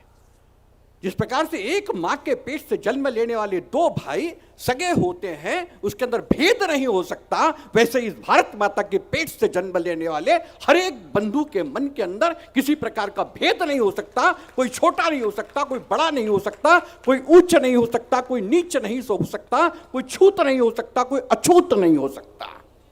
हम सब सगे भाई हैं। यह विश्व हिंदू परिषद का घोष वाक्य है। फिर क्या कहा? धर्मो रक्षति रक्षिता। आप धर्म की रक्षा करो, धर्म आपकी रक्षा करेगा।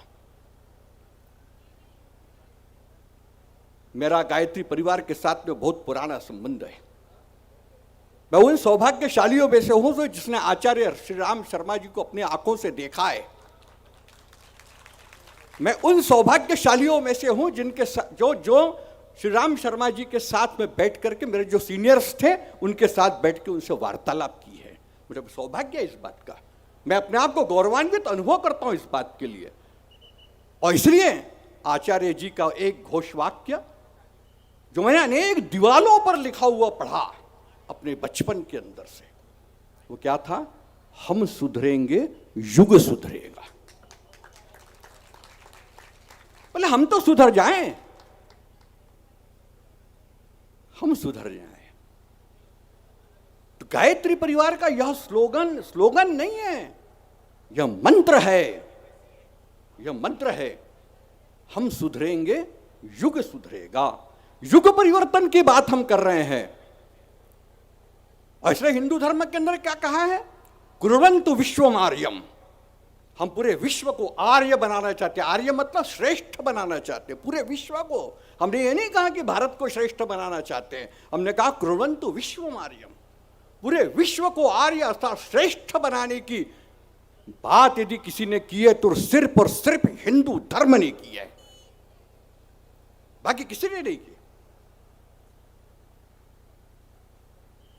हमारे मंदिरों के अंदर हम आरती करते हैं, पूजा करते हैं, उसके बाद में पंडित जी एक नारा लगाते हैं। वो नारा मैं भी यहां से लगवाता हूं। जवाब आपको देना है, आपको पता है उसका जवाब क्या है। तो बोलिए, धर्म की अधर्म का किसने सिखाया? किसने सिखाया ये कि धर्म की जय होगी, अधर्म का नाश होगा? और यदि धर्म की जय करना है तो अधर्म का नाश करना होगा, यह पहली शर्त है। धर्म की जय करने के लिए अधर्म का नाश करना होगा। अधर्म क्या है? धर्म क्या है? धर्म अनेक प्रकार से हम उसको व्याख्यानित कर सकते हैं। पिता का पुत्र के प्रति धर्म होता है, पुत्र का पिता के प्रति धर्म होता है, माता के प्रति धर्म है, राष्ट्र के प्रति धर्म है, मित्र के प्रति धर्म है, शत्रु धर्म भी है। शत्रु धर्म भी है। उसके बाकी और व्याख्याएं हम सब कर सकते हैं। धर्म को मानने के लिए कोई शर्त नहीं होती। धर्म मानने के लिए समर्पण होता है, पूर्ण समर्पण करना पड़ता है धर्म के लिए। कोई शर्त रख करके धर्म को नहीं मान सकता। और इसलिए हमारे यहां पर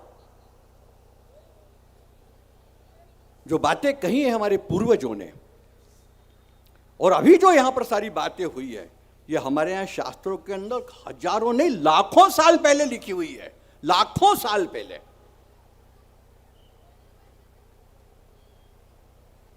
यहां एक की बात चल रही थी, सबका मालिक एक बात चल रही थी। हमारे यहां क्या कहा?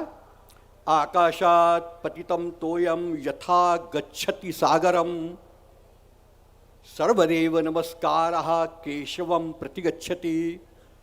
लाखों साल पहले कहा है हमारे ऋषि मुनियों ने। क्या कहा है? आकाशात पतितम तोयम यथा गच्छति सागरम, अर्थात आकाश से गिरने वाली जल की हर बूंद अंततो गत्वा किसी न किसी प्रकार से समुद्र में जाकर के मिलती है।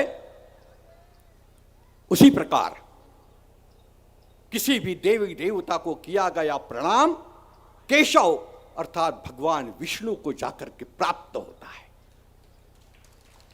आप किसी की भी पूजा करो ना, किसी भी पद्धति से करो ना, उल्टे होके करो, सीधे होके करो, बैठ के करो, खड़े होके करो, हाथ ऊंचे करके करो, आड़े होकर के करो, चुटैया रख के करो, तिलक लगा करके करो, मत लगा करके करो, सर्वदेव नमस्कारः केशवम प्रतिगच्छति। इतना उदात्त विचार लेकर के चलने वाला एकमात्र विश्व का धर्म यदि कोई है तो वह हिंदू धर्म है। फिर हमने क्या कहा? सर्वे भवन्तु सुखिनः सर्वे सन्तु निरामयः सर्वे भद्राणि पश्यन्तु मा कश्चित् दुःखभाग् भवेत्। सब सुखी हो। अब ये सब में ओसामा बिन लादेन भी आता है, बराक ओबामा भी आता है, आज का वागनर भी आता है, वो पुतिन भी आता है। सर्वे भवन्तु सुखिनः, सब सुखी हो। सर्वे सन्तु निरामया, सब निरोगी हो। सर्वे भद्राणि पश्यन्तु मा कश्चित् दुःखभाग्, कोई दुखी ना रहे, सब सुखी हो। यह कामना करने वाला कौन? लाखों साल पहले लिखा हुआ यह श्लोक है, लाखों साल पहले लिखा। इतना उदात्त धर्म लेकर के चलने वाला यह भारत, यह एकमात्र देश है जिसके ऋषि मुनियों ने जंगलों के अंदर बैठ के तप करके, तपश्चर्या करके, अनुभव के आधार पर जीवन जीने की कला हमको बताई है। जीवन जीने की कला हमको बताई। अभी हमारे भंते जी चले गए, भंते जी बैठे हुए थे, बहुत अच्छी बात उन्होंने कही, बहुत सुंदर बात उन्होंने। वहां कहते हैं बुद्धम शरणम गच्छामि, संघम शरणम गच्छामि, और अंत में कहा है कि धम्मम शरणम गच्छामि। बुद्धम शरणम गच्छामि मतलब क्या है? पहले व्यक्ति के संपर्क में आता है, उसके शरण में आता है, उसके साथ में जुड़ता है, उसके साथ में उठता है, बैठता है। उसने कहा कि बुद्धम शरणम गच्छामि। मैं अपने ढंग से व्याख्या कर रहा हूं, उनको किसी को बुरा मानने की इसके अंदर आवश्यकता नहीं है। बुद्धम, व्यक्ति के संपर्क में व्यक्ति आएगा और वो कुछ अच्छी बातें उससे सीखेगा। तो जिसके शरण में गया है उसका काम क्या है? उसका काम यह है संघम शरणम गच्छामि। संघम राष्ट्रीय स्वयंसेवक संघ नहीं, आरएसएस नहीं, संगम शरणम गच्छे, समूह के संपर्क में उसको लाओ। जो मेरे संपर्क में आया उसको समूह के संपर्क में लाओ, समूह के साथ उसको जोड़ो, समूह के साथ में उसको रखो, समूह के साथ में विचार करने के लिए उसको लगाओ। जो व्यक्तिगत रूप से मेरे पास आया था उसको समूह के साथ में जोड़ दो। संघम शरणम गच्छामि। और फिर कहा धम्मम शरणम गच्छामि। धर्म, धम्मम अर्थात तत्व, सिद्धांत, उद्देश्य, लक्ष्य, उसके साथ उसको जोड़ दो। फिर आप रहो चाहे न रहो, वो उसके साथ जुड़ा रहेगा। और इसी के लिए हमारे यहाँ पर किसी की आवश्यकता नहीं है। लोग साधु के पास, सन्यासी के पास, गुरु के पास जाते हैं, वो उसको एक मंत्र देता है, बोले निकल ले, अपना गुरु मंत्र जाप करता रहे, धर्म के साथ में जुड़ा रहेगा। इसलिए हमारे यहाँ धर्म के अंदर कहा जीवन जीने की कला कैसा? अर्थ, धर्म, अर्थ, काम और मोक्ष, ये जीवन जीने की कला है हमारी। धर्म आधारित जीवन जीना, अर्थ कमाना पड़ेगा, पैसा कमाना पड़ेगा, किसके लिए कमाना, कैसे कमाना? तो धर्म आधारित पैसा जमा करना, पैसा कमाना धर्म आधारित। और जब धर्म आधारित पैसा जमा करोगे तो गलत काम नहीं करोगे, गलत तरीके से पैसा नहीं कमाओगे, रिश्वत नहीं लोगे। कहा है हमारे के धर्म के अंदर, व्याख्या के अंदर बताया गया है, धर्म अर्थ काम। काम भी आवश्यक है क्योंकि संसार चलाना है, आने वाली पीढ़ी को पैदा करना है, इसलिए काम भी आवश्यक लगे। काम कितना? धर्म आधारित काम। मेरा पुत्र पैदा होना चाहिए, पुत्री पैदा होनी चाहिए जो मेरे वंश को आगे चलाएगी, इस संसार का भला करने के लिए, जीवन इस धरती पर आना चाहिए, उसके लिए काम, अय्याशी के लिए नहीं, भोग के लिए नहीं। यह है हमारी जीवन जीने की कला। और उसके बाद अंत में कहा यह सब करने के बाद में मोक्ष, उसके लिए जियो। इसलिए हमारे जीवन को बांट दिया, 25 वर्ष ब्रह्मचर्य, 50 वर्ष तक गृहस्थाश्रम, 75 वर्ष तक वानप्रस्थी और 75 वर्ष के बाद में सन्यास। जीवन जीने की कला हमको बताई हुई है, सब बताया है हमारे धर्म के अंदर। उस आधार पर हमने यदि अपना जीवन जिया तो मोक्ष निश्चित है, निश्चित है। उसके आधार पर हमको जीना पड़ेगा। हमारे यहां पर और बहुत सारी बातें हमारे बीच में होते रहती है। अभी कहा कि सब देवता एक हैं, एक ही ईश्वर है, प्रेम का संदेश करो, एक दूसरे से प्रेम करो, मानव जाति को समझो। अभी बहुत यहां पर कहा गया, यदि ये सब है तो फिर हिंदुस्तान में धर्मांतरण क्यों होता है? किसी को ईसाई क्यों बनाया जाता है? किसी को मुसलमान क्यों बनाया जाता है? यदि सब एक है तो फिर धर्मांतरण की जरूरत क्या है? आदरणीय पोप साहब भारत में आए हुए थे, लगभग मेरे ख्याल वो 80 के समय की बात है वो,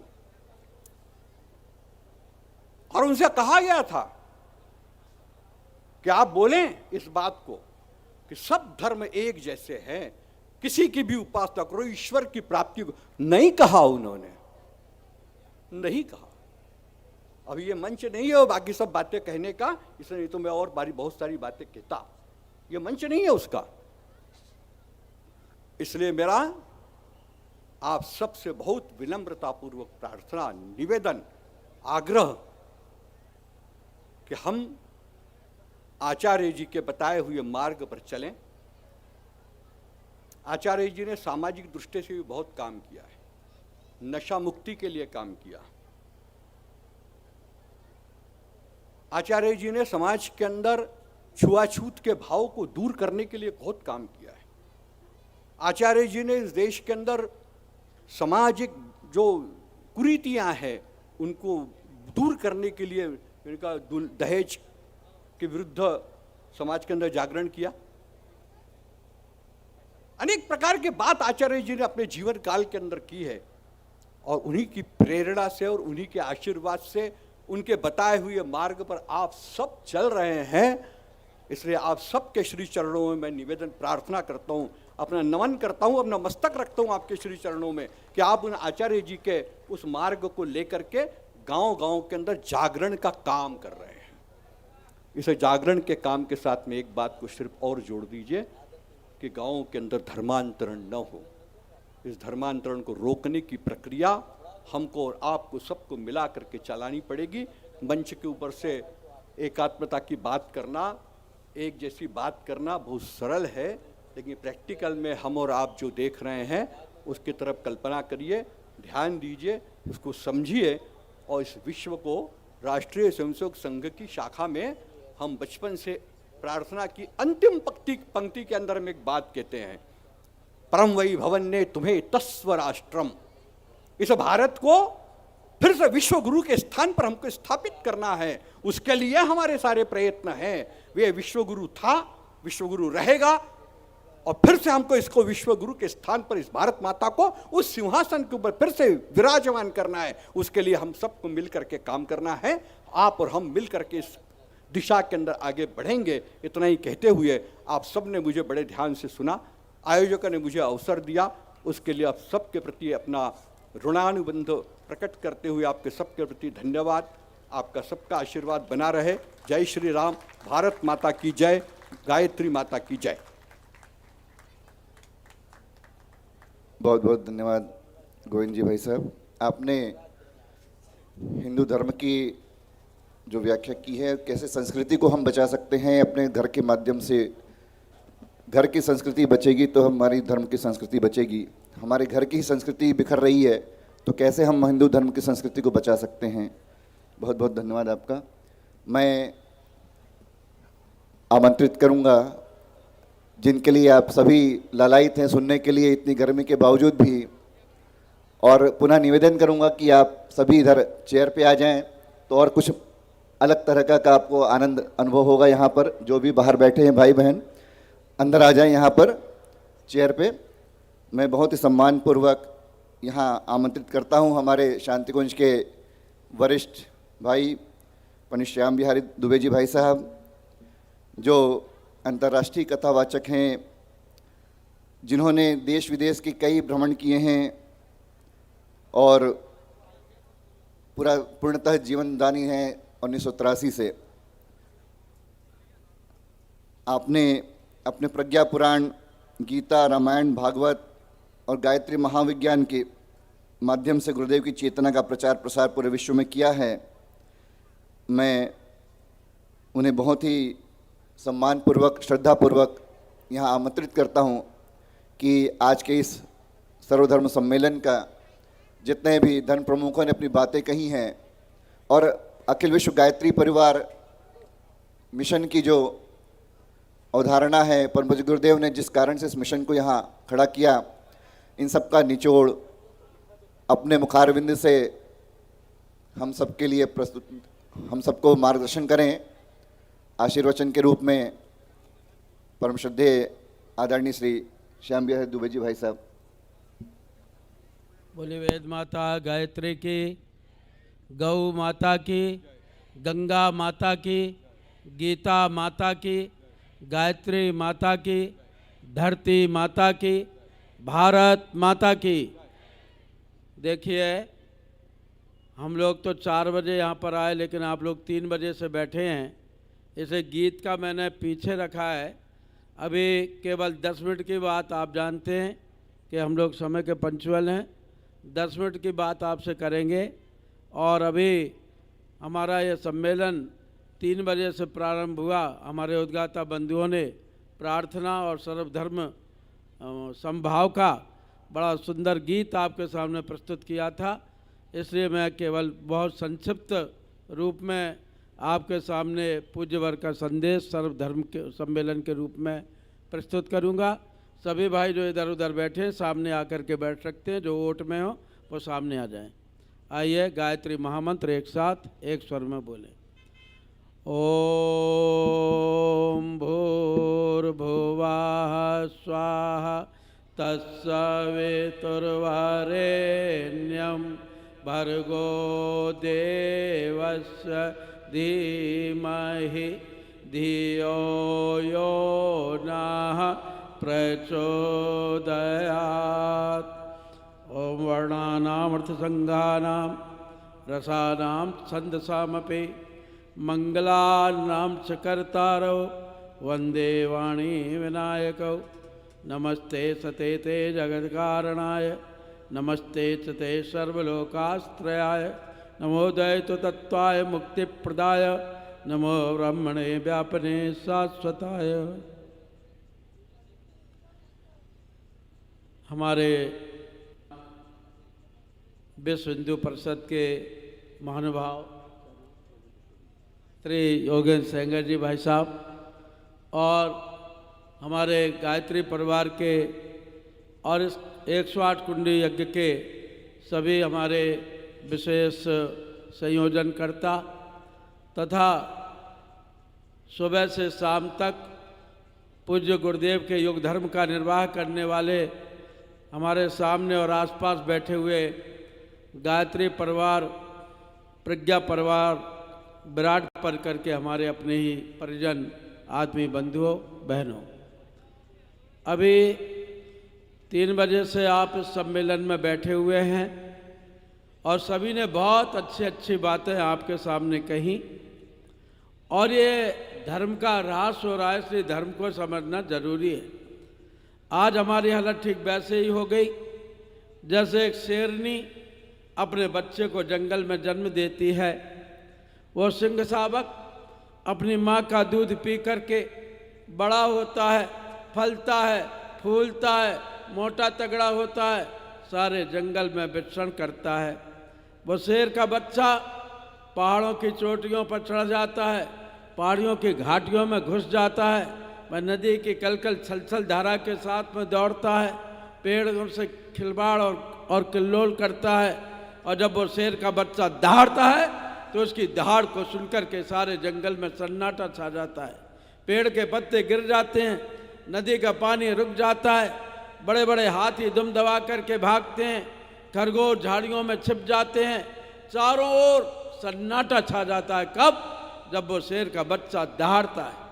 लेकिन दुर्भाग्य उस शेर के बच्चे का, शिकारी आता है, जाल फैलाता है, जाल में शेर का बच्चे को बांध दिया जाता है, फिर उसको लोहे के पिंजड़े में बंद करके सर्कस में बेच दिया जाता है।